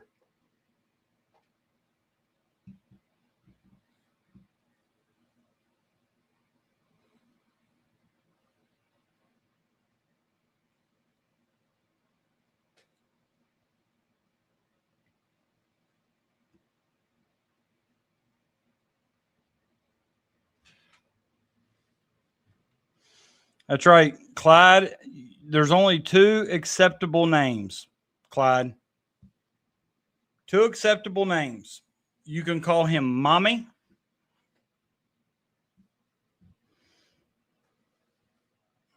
or you can call him Mom Chill.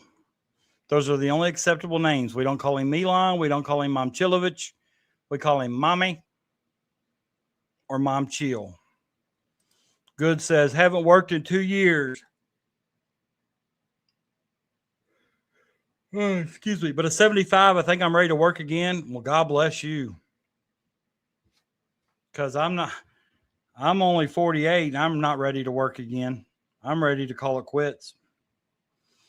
I think I got 2 or 3 years left before I could retire. So,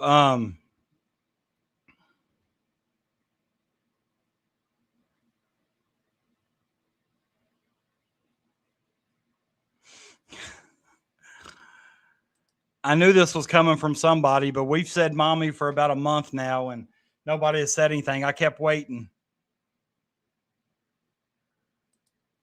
Oh, Stanley. Stanley's firing shots back.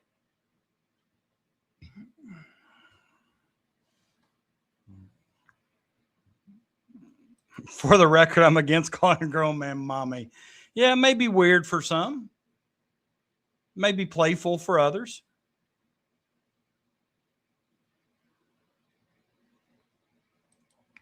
I'll be honest with you. I've often thought that I was ready to retire. But once I had my mini stroke and I was out of work for a while, I was ready to go back. You know, I was ready. So I hope I'm never forced to be off work again.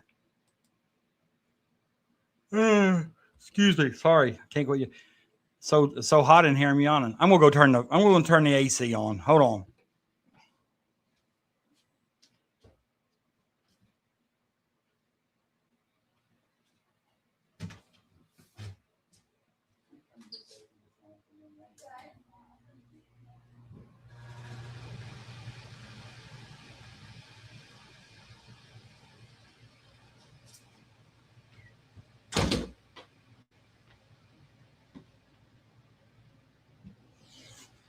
If that background is that background noise too loud?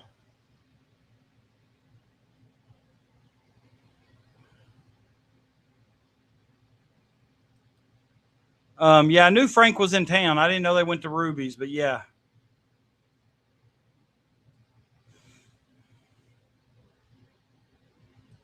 I did see that. I did.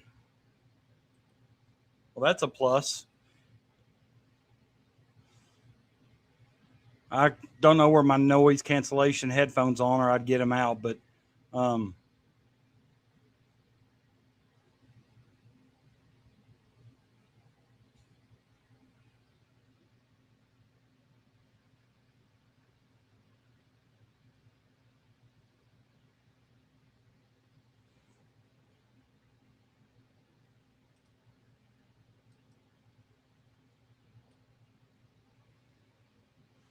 I'd like to know what Mark Pope or Frank ordered at Ruby's, Jeff Ruby's.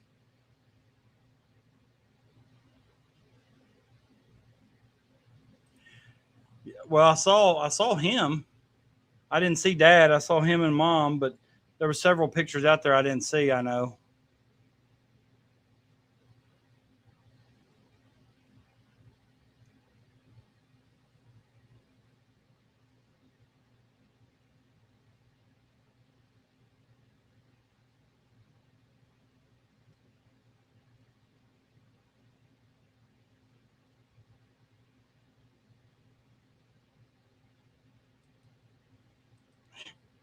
Yeah, he did have glasses on. Things like that. He ain't gonna miss the rebound. He'll be able to see it for sure. Yeah, I've been a couple of times. It is really good. Yeah, she wasn't throwing back shots of tequila there, margaritas, or whatever she does with her friends at TGI Fridays. I'd like him to bring out the Kurt Rambis rec specs. How awesome would that be? If he brought back the Kurt Rambis rec specs.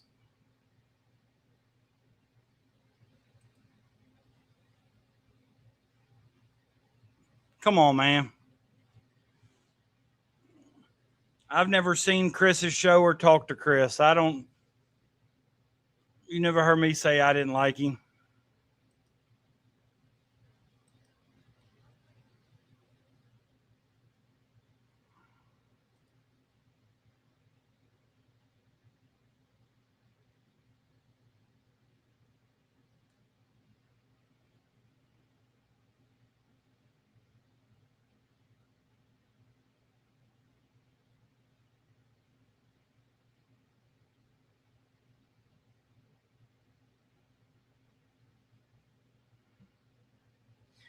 in an interview with Darren Peterson. Darren Peterson is comparing himself. He thinks his game resembles Booker, Anthony Edwards, Shea Gilgeous, Donovan Mitchell, and Damian Lillard.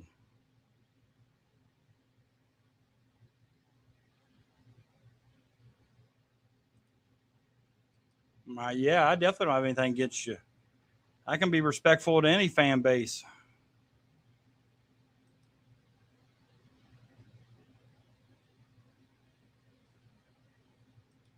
Except Louisville.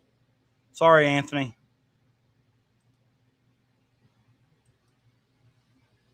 I like how Anthony pops in here, throws his few little nuggets around, and out he goes.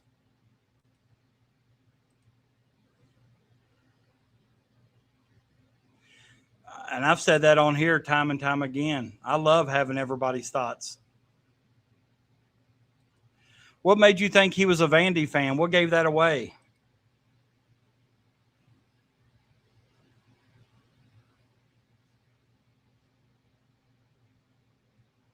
Just look how,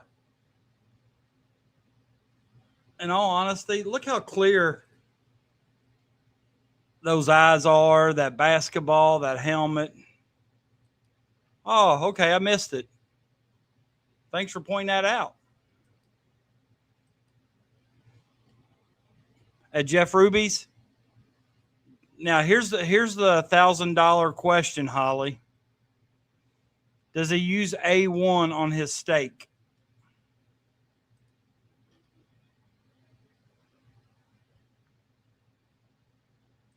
How does he order his steak, and does he use A1?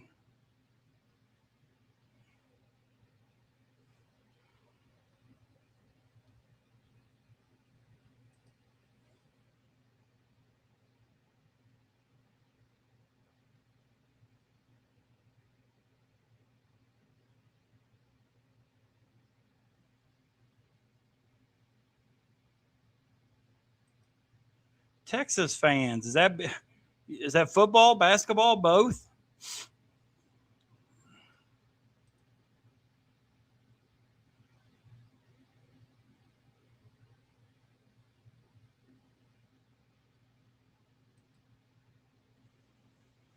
So he does use A1. No A1. Okay, good, because that's kind of disrespectful to the cook if you're going to run a steak by pouring ketchup or A1 on it. Medium to medium well. No, man after my own heart right there. Medium, no A1. Crash.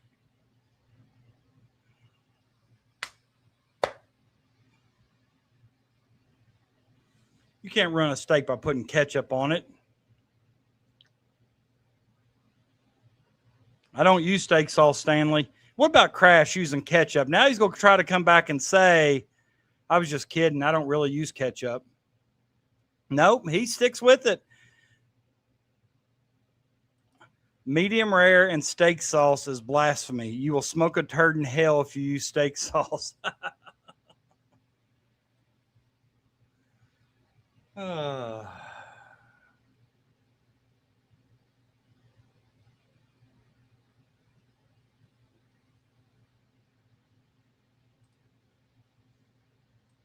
I think that's a slap in the cook's face.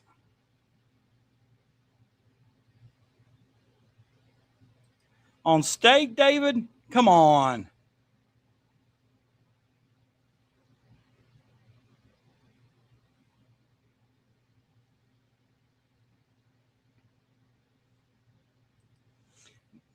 Now, I like A1 on a baked potato.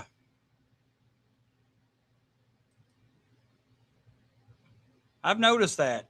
It's because I like to eat kale. I don't put ketchup on my eggs, but I have used grape jelly on my eggs. I've also used hot sauce.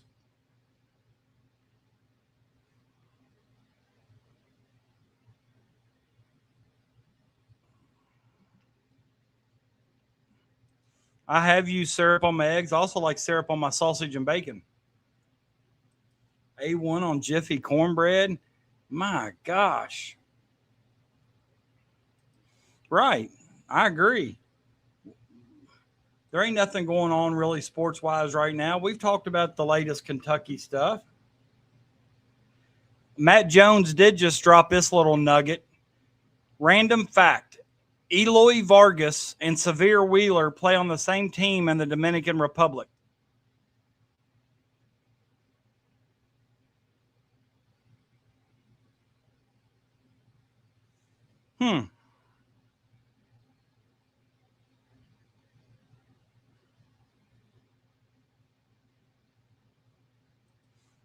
Yeah,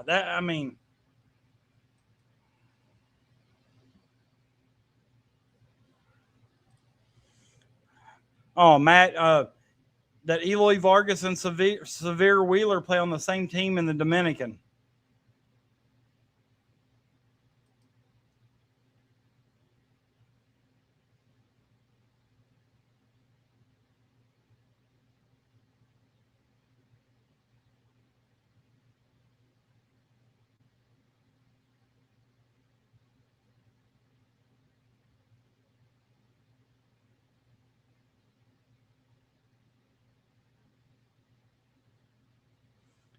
Yeah, Severe Wheeler. It's been a while.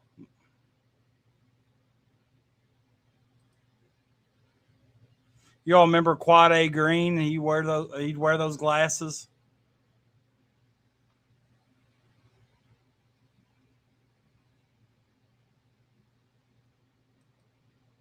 The Golden Broom. I'm gonna go subscribe right now. If you're all on here, go subscribe to the Golden Broom.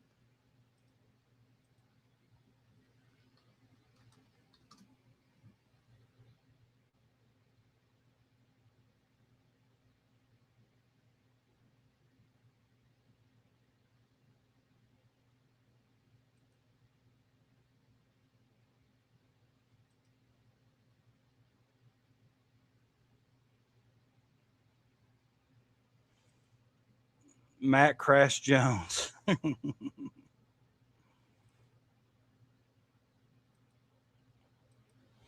Hey, I've heard of somebody doing that.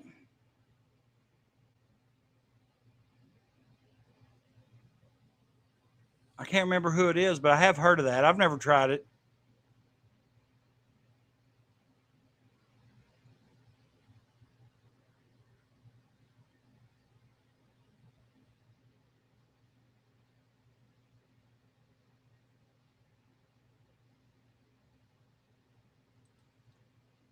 That's not, we always called goulash.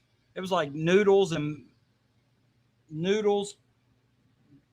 hamburger, and something else.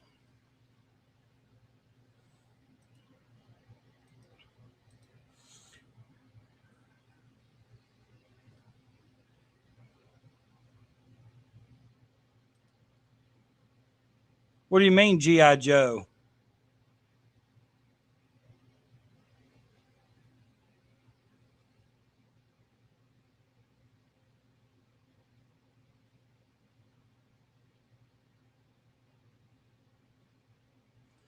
Now, I do dip peanut butter in my chili. I just made a pot of chili. I'll dip peanut butter in there. I'll dip pimento cheese in there. Now you're talking, Anthony. We can have a common bond around chili and peanut butter.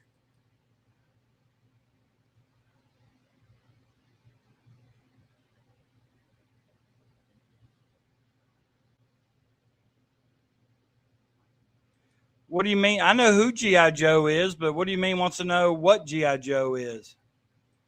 Yeah, I just saw that. I'll give it a watch here later. Yeah, I heard that Wilkins likes to turn the ball over, but hopefully he's scoring.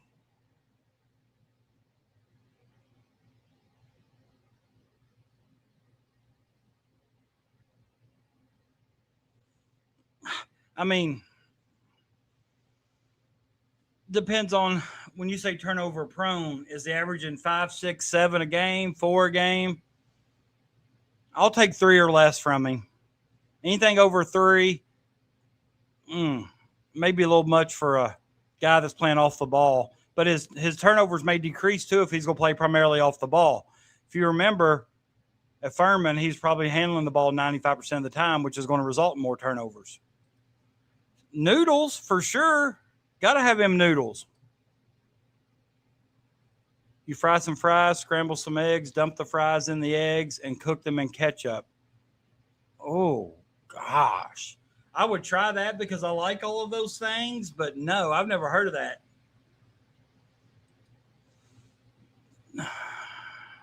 Now, that could be troublesome, but like I said, if he's handling the ball 95% of the time, you're going to turn the ball over more. That's just, I think you'll take more turnovers from your point guard than you will from anybody else.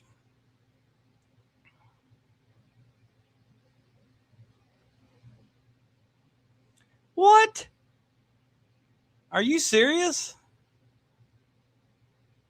A lettuce sandwich? Ugh. Yeah, that's kind of what I just said too. That's the way I think.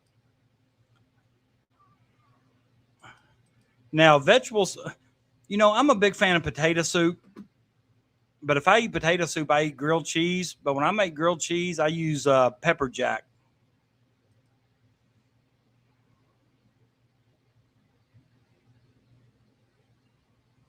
A mixture of milk and Pepsi? Oh my, that is yuck.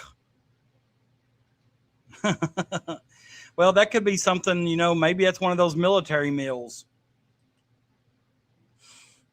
Definitely high usage. All right, guys. If we can't get any more than 29 likes in here, it'd be time to log off. I can go to bed. I did both in chili as well. Come on, we still got 70 plus people watching live between Twitter and YouTube. I mean, we usually get up around 50 or so likes, so I don't expect anything different. Well, there's some people ain't on here tonight that are usually on here too, and that can make a difference. But I ain't seen Icon tonight, which he may needed a break from us. We may needed a break from him. He was going to come in here wanting to argue about Cal and Pope. No, I like Icon. I really do. But he's a Pope man. I like that. He's loyal to Pope. I like those. I like that.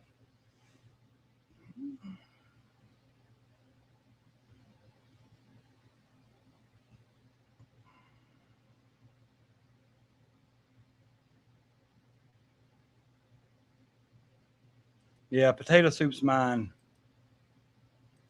How much are people expecting him to play, Peanut? Are you talking about Wilkins? It's got to be 25 minutes a game, right? Maybe more? Broke du jour.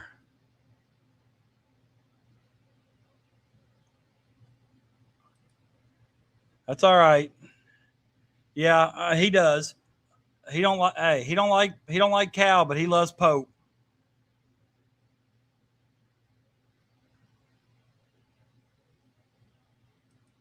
No, I like those. I like the dirty sodas. I like those.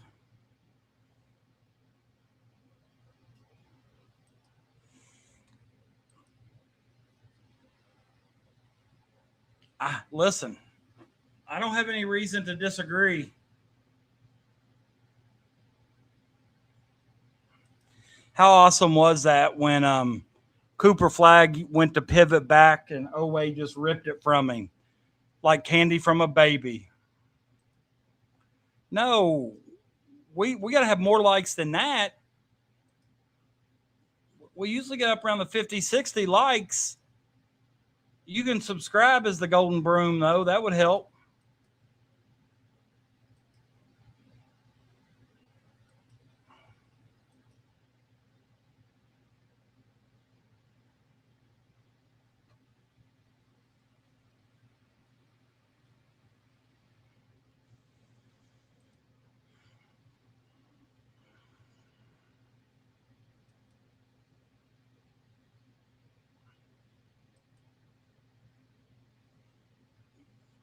$30 likes is disrespectful.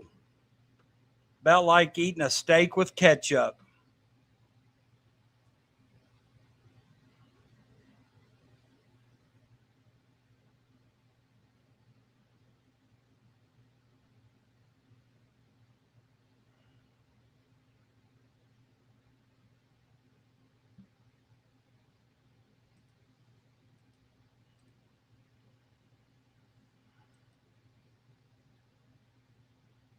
Spurs up 3 in the fourth, 91-90. I'm sorry.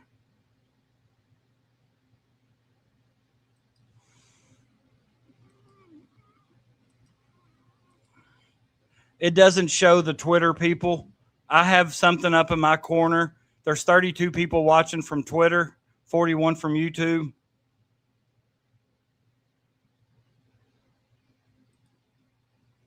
Liver is good. Hey, I know a lot of people that eat mayonnaise on a hot dog. Not me.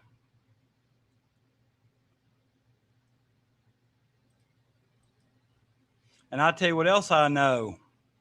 A lot of people use mayonnaise on their bread for grilled cheese as opposed to butter. I am using StreamYard. Do you use StreamYard?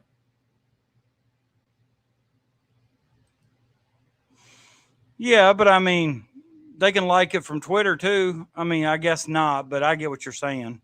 I thought they would click on it from Twitter. Maybe not.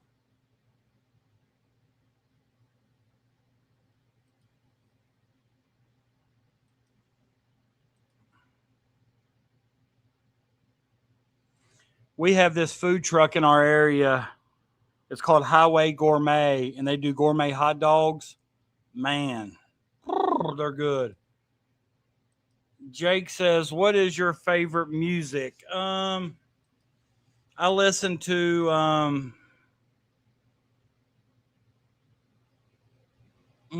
listen to rap, like 90s hip hop, and I listen to country. StreamYard just seems to be the most user friendly. I got a buddy, and you may have been on here last time, is KY Kruger. He uses OBS.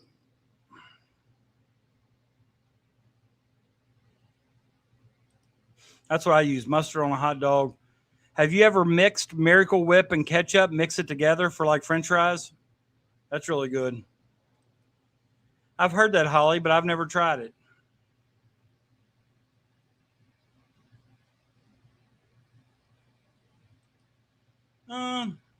I can listen to classic rock. I mean, he said, you know, I was just going by what I listen to the most.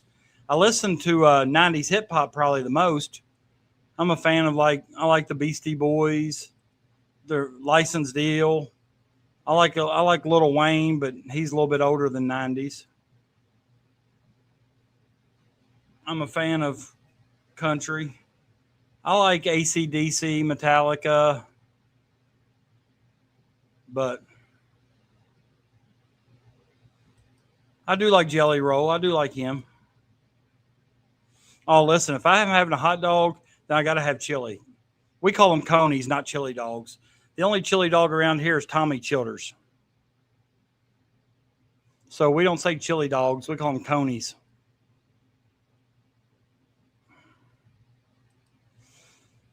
I'm keeping an eye on it.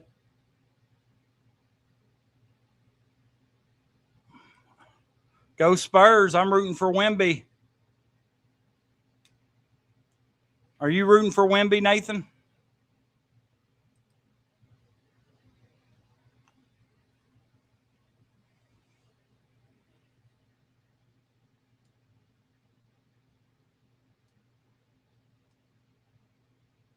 Nathan's rooting for OKC. He must have money on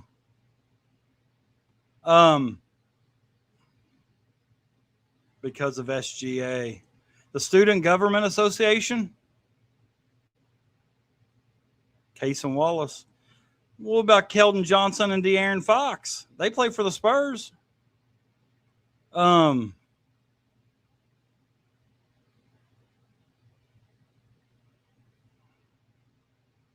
was going to say something too.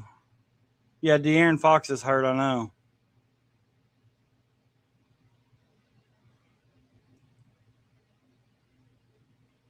I can't remember what I was going to say.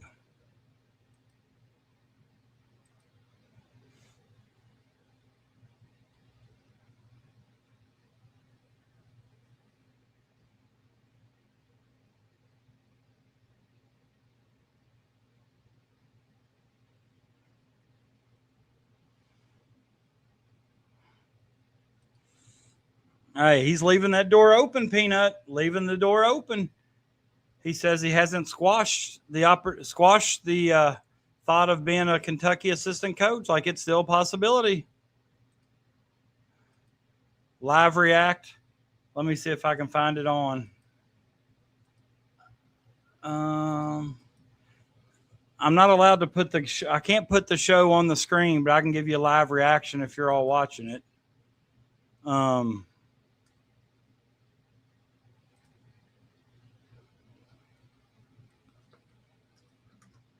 Due to copyright stuff.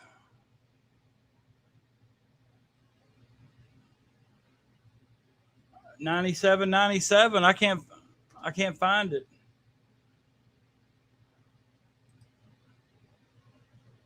I'm gonna have to sign in to my Hulu.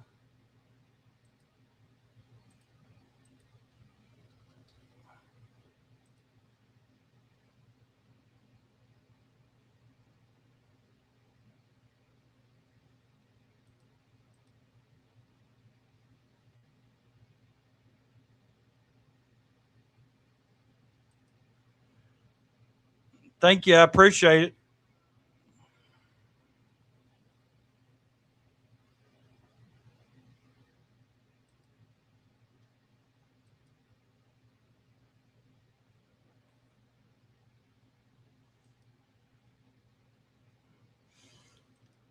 Holly says, no, I stream everything. I'm going to have to turn the volume down, I'm sure. I've got it up, but. All right, I got it on a commercial here. No, I did not see that. Call me Grandpa. Psh.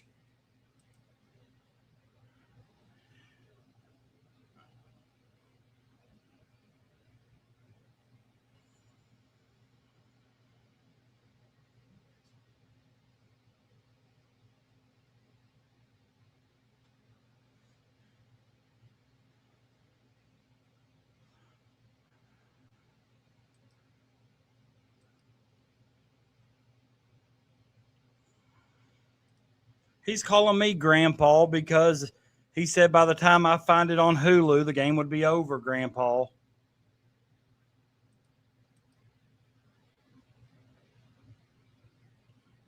Knicks are going to beat the Cavs.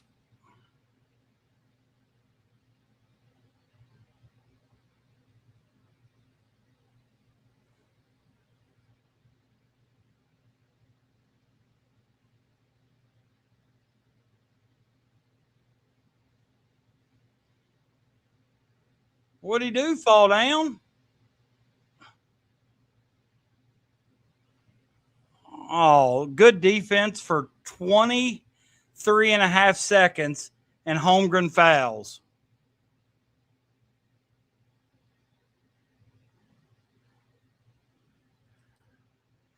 Hey, not only stay blue, Kel, stay hot.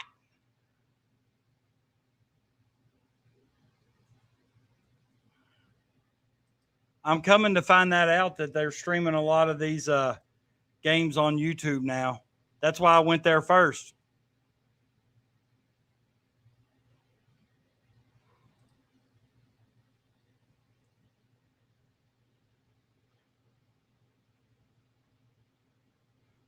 Dylan Harper's had a pretty good year.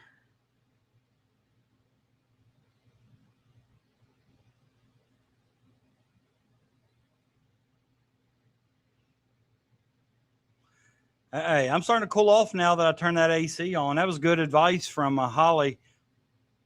Holly never does anything wrong. No, Coney.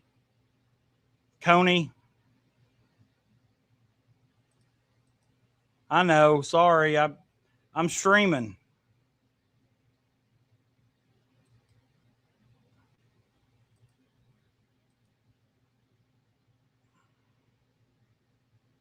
I'm going to be seconds behind when I stream, so it's hard for me to do a live reaction. No, Chili Dog is Tommy Childers. That's Shane Childers' family called him Chili Dog. Yeah, Jamal Crawford sitting there listening to Reggie Miller. Reggie Miller can't teach him nothing about being a cat. He was a Bruin. Come on, Jamal. Mike Tirico acting like he's listening.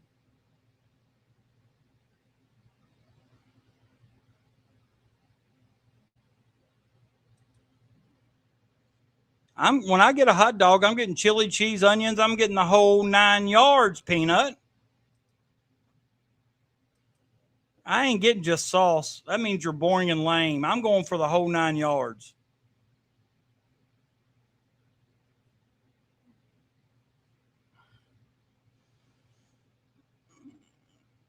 SGA back-to-back MVPs. When he first came to Kentucky, I never would have dreamed.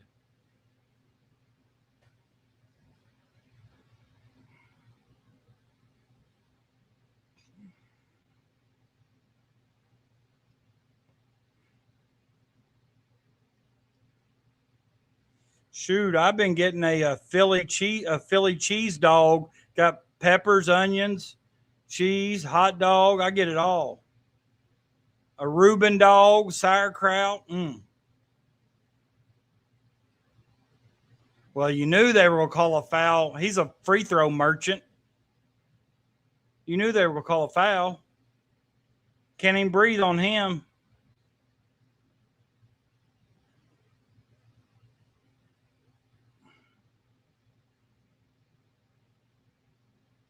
Oh, that's Floppy McFlopperson. This is the NBA. There's no foul there. Floppy McFlopperson. Now you're talking, Bobby. You're talking my language. If you guys are new here, and meaning tonight, if you're new, give me a like, please. If you're new here is your first time, give me a subscribe.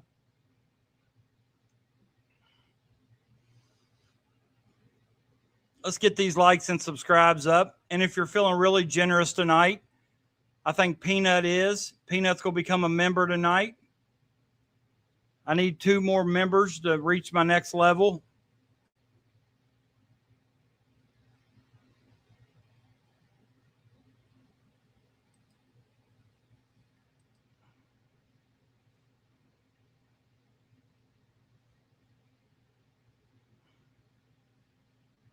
Wemby's a cheat code.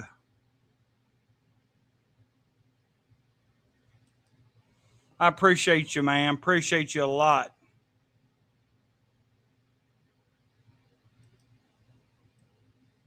I like sauerkraut.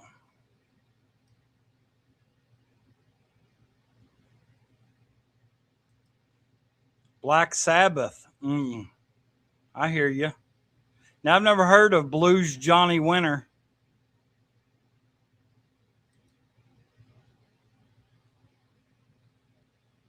Was that Jalen Williams trying to guard Wemby?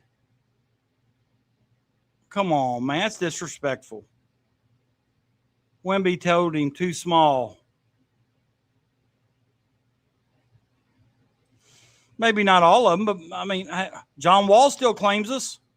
Boogie still claims us.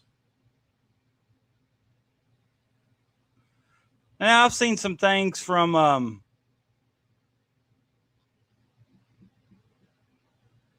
some guards, never saying that they don't claim us, but right. Peanut comes in here just throwing off randoms. Booker claims us.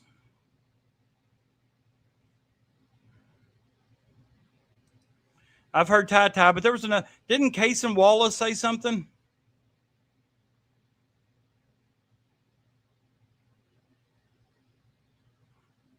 $11 seconds to go. You're all, oh, Holly, you're way ahead of me.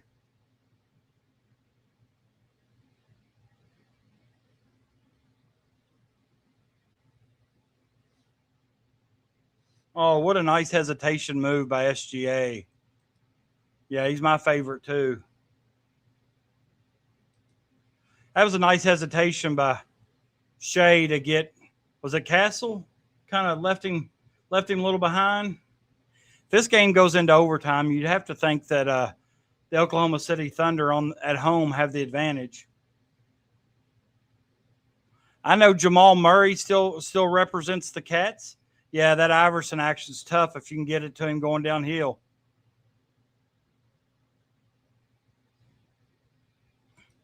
He wore Arkansas shorts and a Kentucky shirt, or vice versa.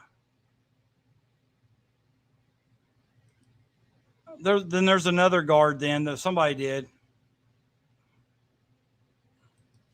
What's wrong? I mean, nothing wrong with the player supporting his coach. He still reps Kentucky gear.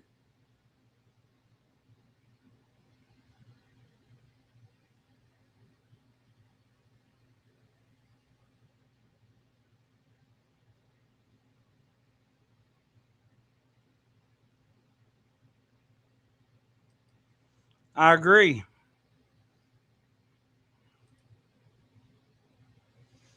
I can tell you this. I'll tell you who's underrated in the league is Alec Caruso.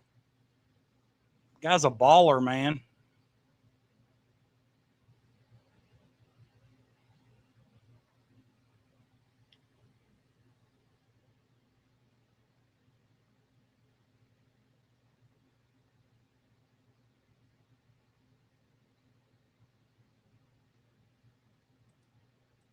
Holly, you're going to have to quit this.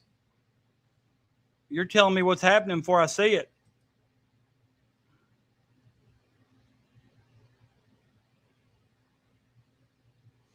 Good weak side defense there by Chet.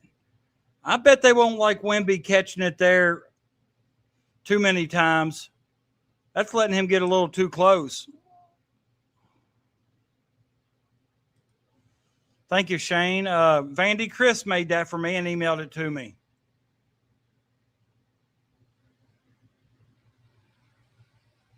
He did a really good job on it.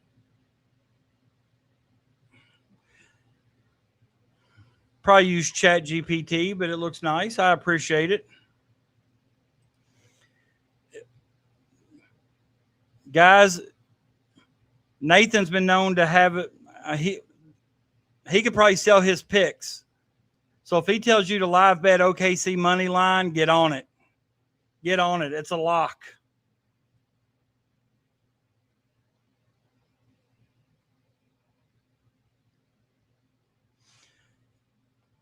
Spoiler alert, Case and Wallace may have just fouled Wemby too.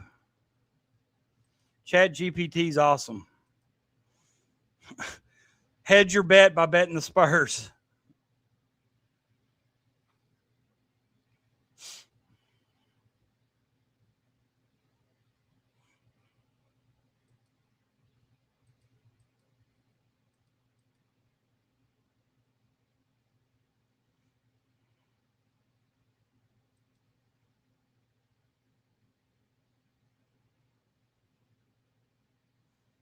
All right, I'm going to finish this game, then I'm probably logging off for tonight. I follow the Rockets, Instagram, and Facebook. Everyone is always dressed to the nines, and Reed is usually in Carhartt. Laurel County, baby. Laurel County, London.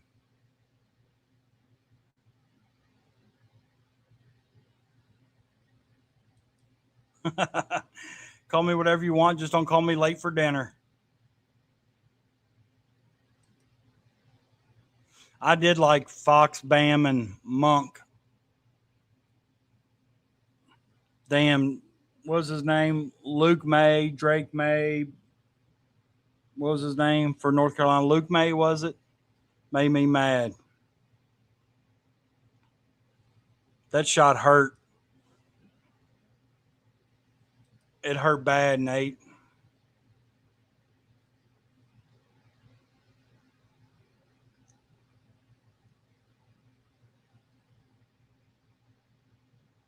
After we hit that shot, man. I need one member tonight. Who's going to be my member tonight? I need one. Somebody help me out.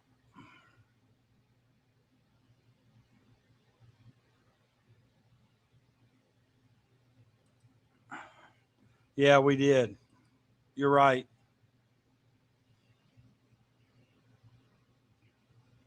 Chet didn't even jump against him.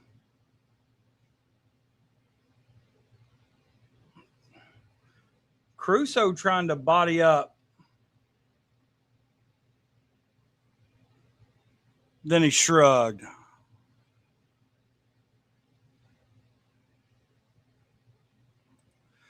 Yeah, Clyde should become a member.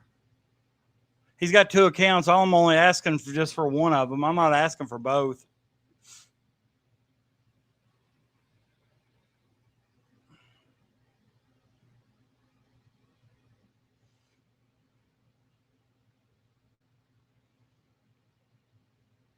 Shay's just so wiry. He's hard to defend.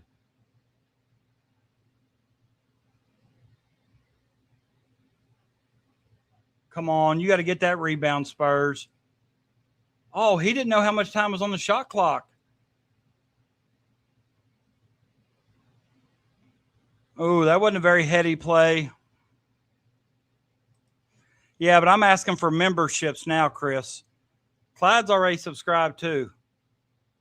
99 cents a month. I'm looking to retire. Oh, come on now. I need to see a replay on that. Didn't Castle play at UConn?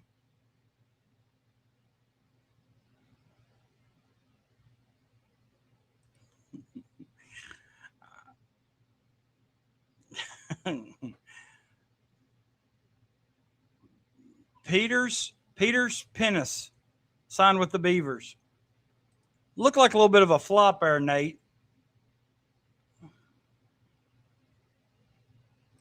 Was that against Arkansas in baseball? Oh, yeah. That was a head tap there. Look out below, Shay. Look out below.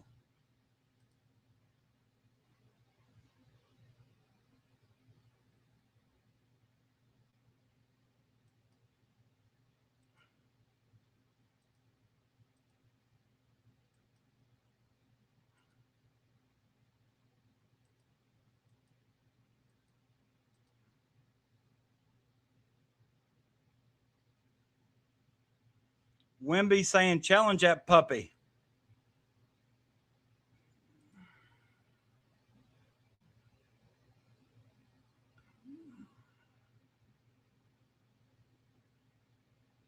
Oh, that's off on Chet's foot.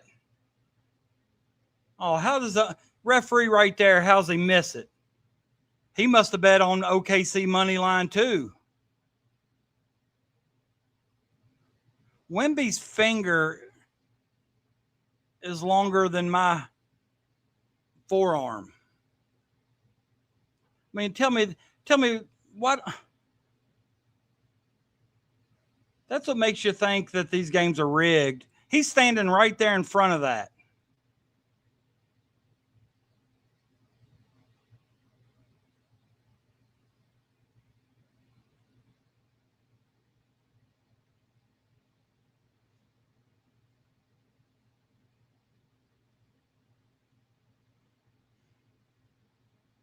See you, Shane. See you, buddy. There's been an awful lot of 7-game series already, Clyde.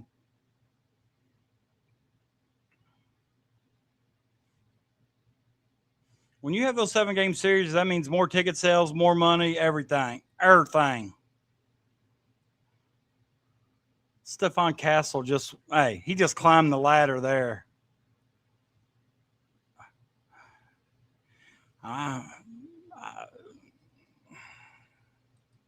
The one thing about Caruso is he's a fighter. He's a warrior. I think it's a heavy gamble and a big mismatch, but the time I was watching a while ago, he got up underneath of him and forced a kick out, and guy missed a 3, but he's laying on him here. I mean,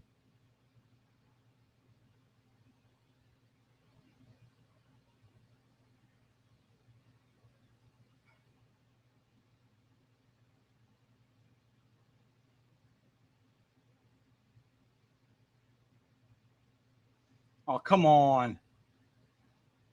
Caruso blocked out better than Jalen Williams just did. You're ahead of me, Clyde. Wembyana, 29 and 19. Oh, Shea kicks it out to Caruso. Shea can't kick that out. No, no, no. That's a terrible call there. There wasn't even no contact there. What's Jalen Williams doing? All right, I can live with that. I can live with that. I don't care how many he has. Back-to-back MVPs at the rim, he finishes. So you shouldn't even got that second chance. Spurs got to get that first rebound, especially when you got a guy 7'5" in there.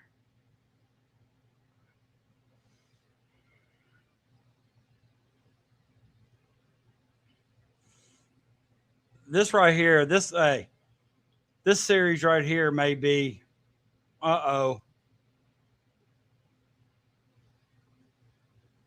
this may be a 7-game or 2.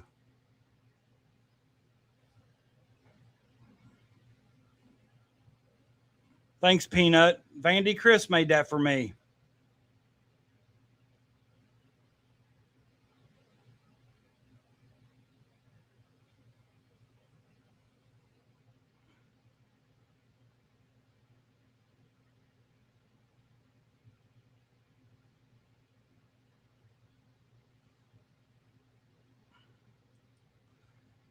It was a quick shot, but he's open in transition. An NBA guy like that, I'd probably tell him to launch it too. But, yeah, it was a quick shot.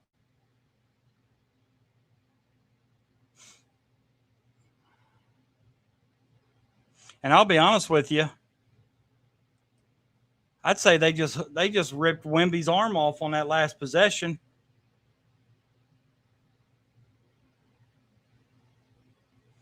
There's only one difference. In 96, I'd made it.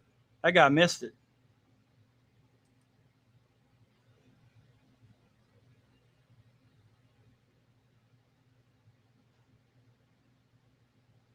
Look at them long-ass arms.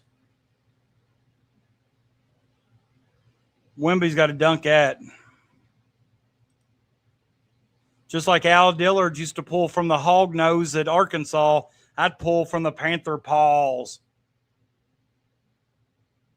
Man, Wemby had that at point-blank range. You just got to dunk at. Clyde, quit telling the score, brother. I'm watching it. I'm behind.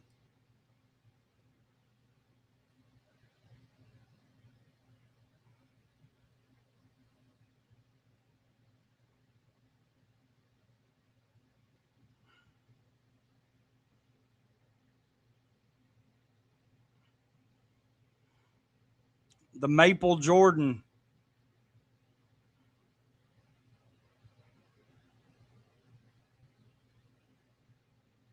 That may have been ball game right there. Who's that number 30 over there keeps launching? He's missed 2 or 3 in a row.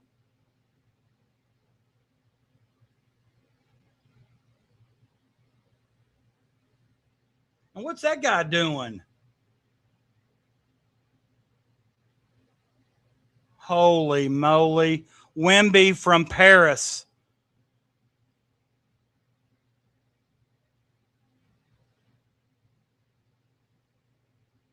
I think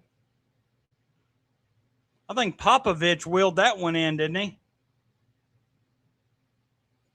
It's already an overtime, Peanut.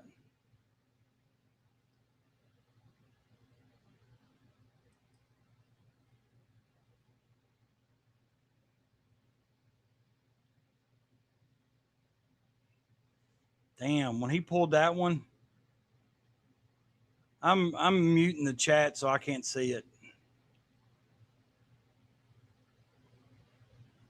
Caruso's an SEC guy. He played at A&M, didn't he?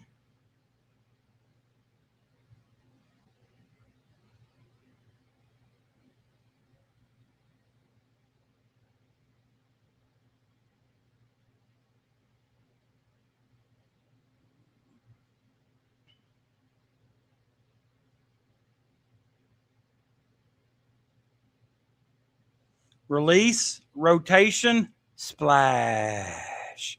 Case and Wallace even got a good smile out of that.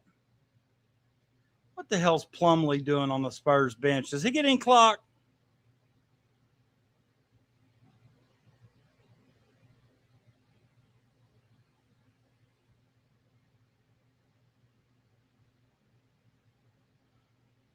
Plumlee. Surely that guy don't get no clock in the league.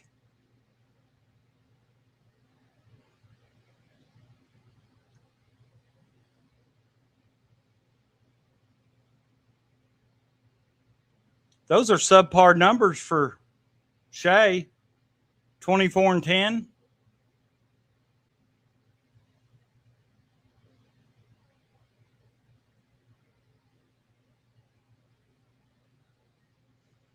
All right. Chris says me and Alex Caruso have the same haircut. I got a little bit more hair than you and Alex Caruso.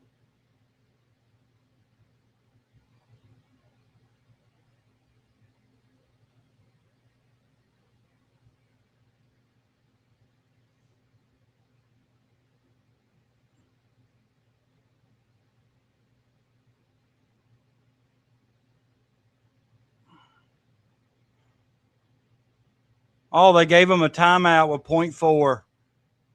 Double OT. That means we got to stay on here for another 5 minutes. You got to be kidding me. Clyde, join as a member. Get on there. I need 1 membership.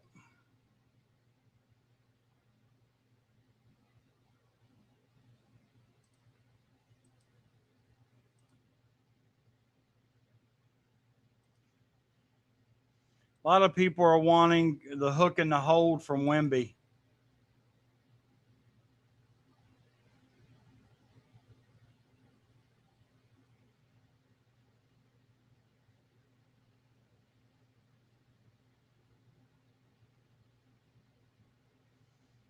What a shot by Wemby.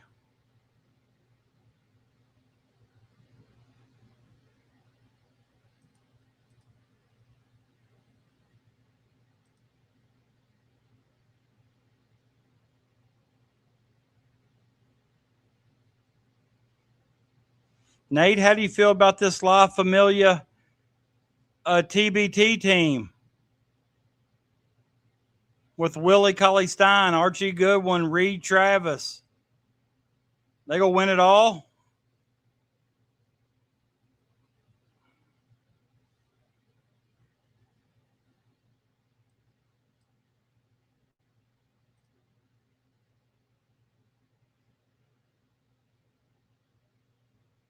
.7. They don't have much time to do anything. I would say I'd lob it at the rim to. Oh, that's got to be a foul on Caruso. My gosh.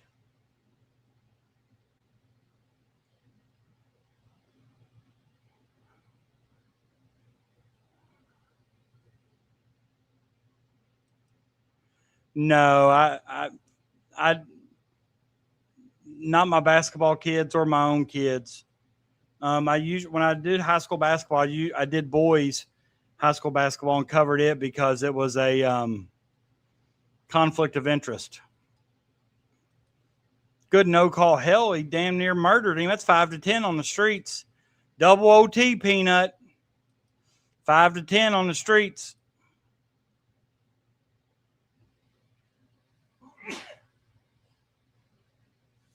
Excuse me. Woo.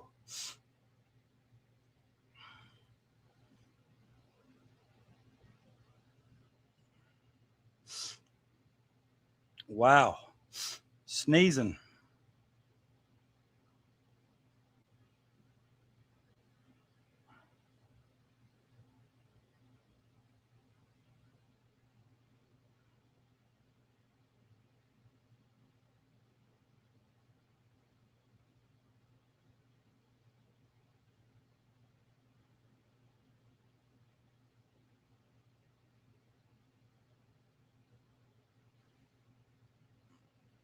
Thank you.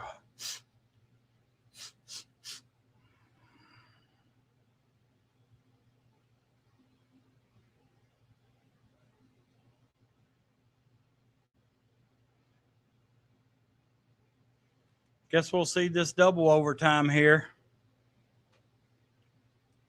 That's enough of that, Peanut. That's enough of that. We'll see which side of Kentucky prevails. Will it be the Fox, Keldon Johnson?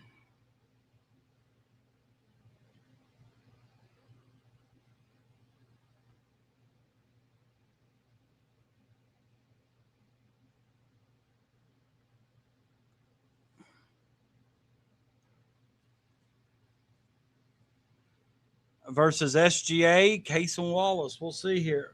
That was a good weak side block by Chet. Chet's one ugly dude, though, man.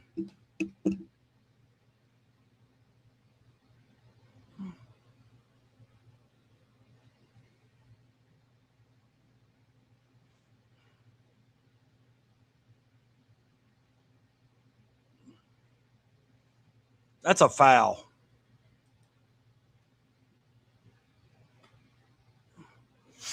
All right.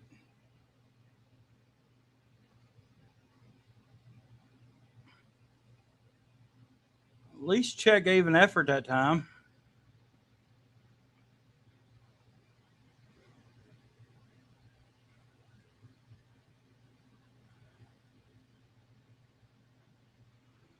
All right, I see how this is going to go. OKC's allowed to murder.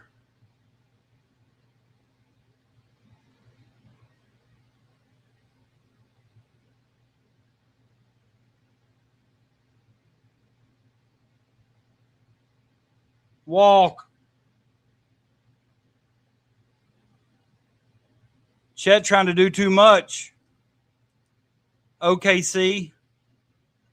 OKC.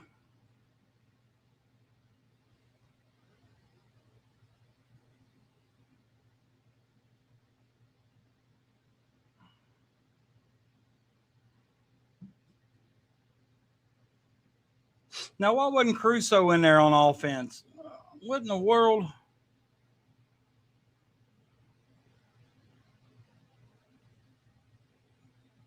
Good D there. Wallace is a defensive.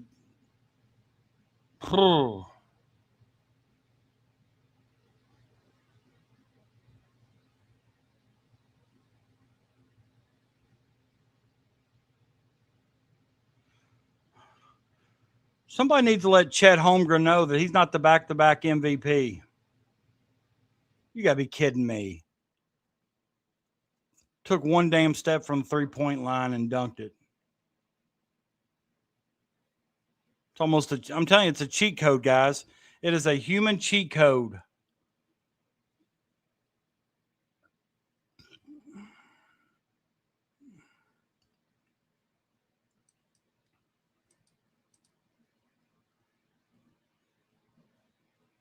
Good blocking call.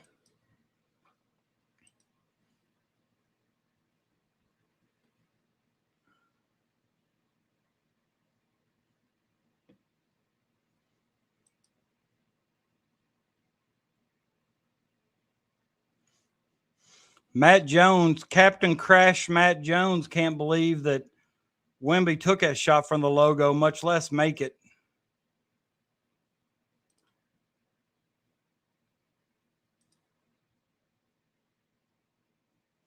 He's saying, come on, come on.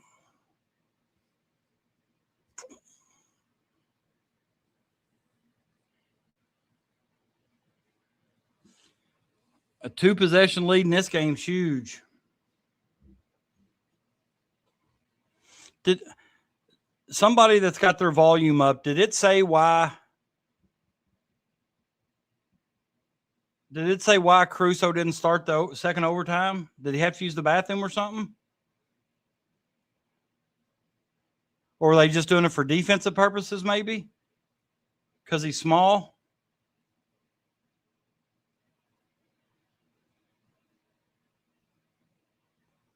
Yeah. Wembyana might end up with 40 and 30.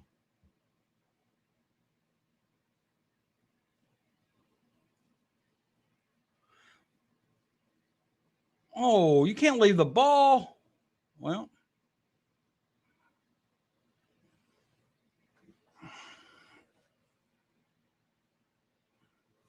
Right, I understand.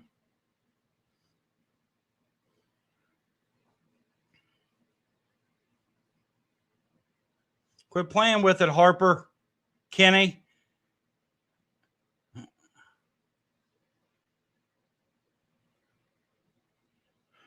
Kenny Harper out there trying to dribble the ball. Too much time on the clock to be doing that stuff. Chris says Chet looks like Lurch. Lurch Larkins. Chet ain't the most attractive. Cason Wallace. Kentucky boy built for that moment. I'm a fan of Cason Wallace.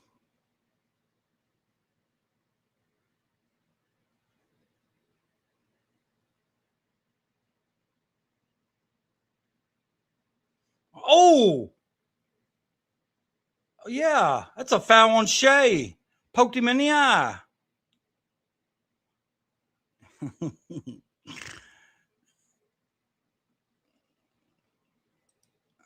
Who's who? Who's Herman Munster? Patino? With that slick back hair? Harper might got his nose broke by Shea. It's gonna be a flagrant one above the unnecessary contact above the. They're going to look at it. Shea gave him up after the play. I think it was Shea. Oh, right there. Watch this.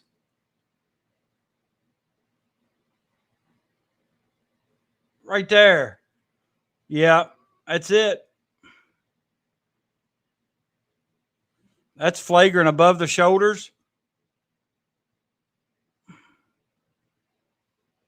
Right here. Boom. Daggone.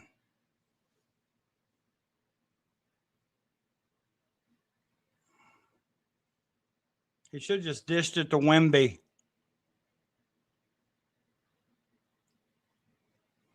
I need you to tell me who everybody is, Peanut.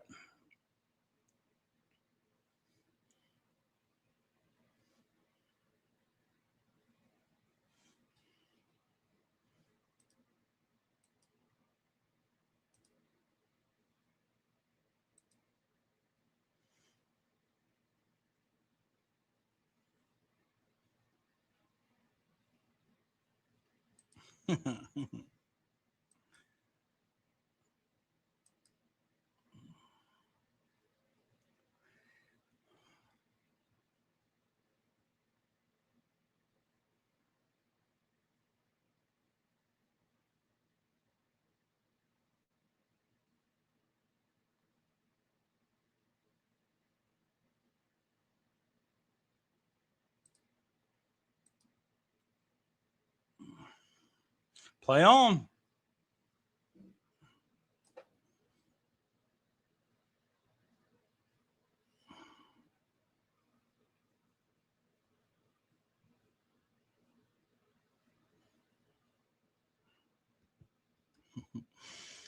Donovan.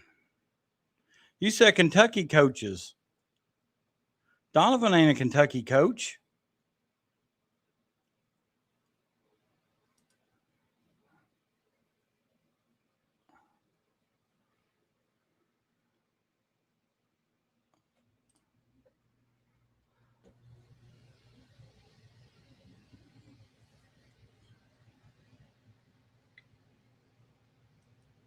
Oh, I thought you meant head coach. My bad.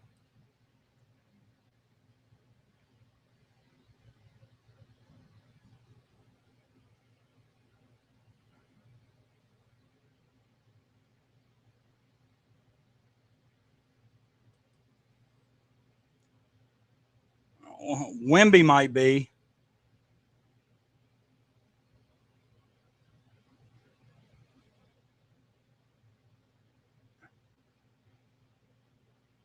Wemby's a unicorn.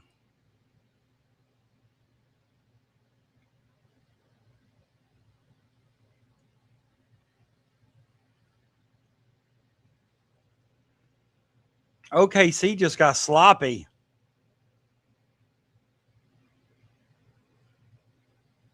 They better get a stop here. They're in trouble.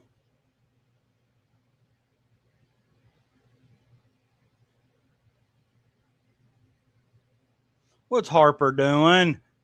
Playing like David.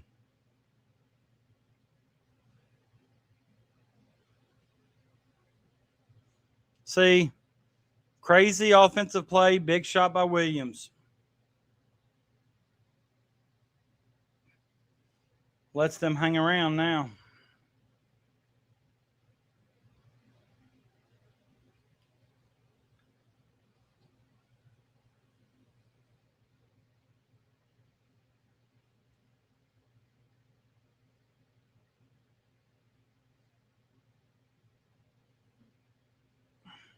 Yeah, I wouldn't have called a foul on that. If you're not going to call that one at the end of on that lob play, that ain't a foul.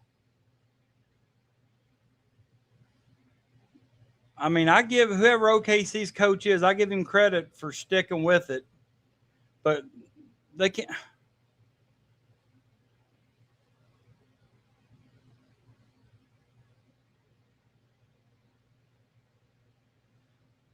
I'm not even so sure Wemby jumped when he dunked that.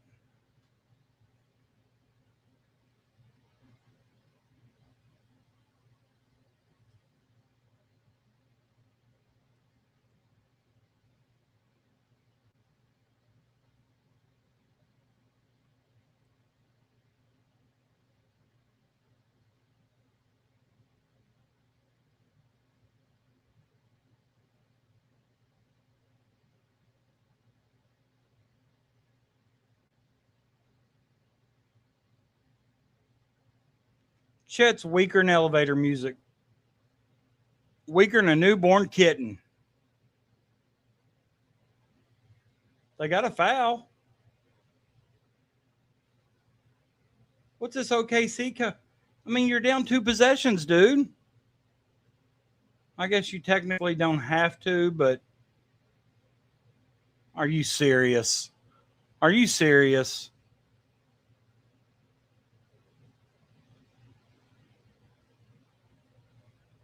They came into OKC and stole game 1 without De'Aaron Fox. Weaker than a newborn kitten, boys and girls. Weaker than a newborn kitten.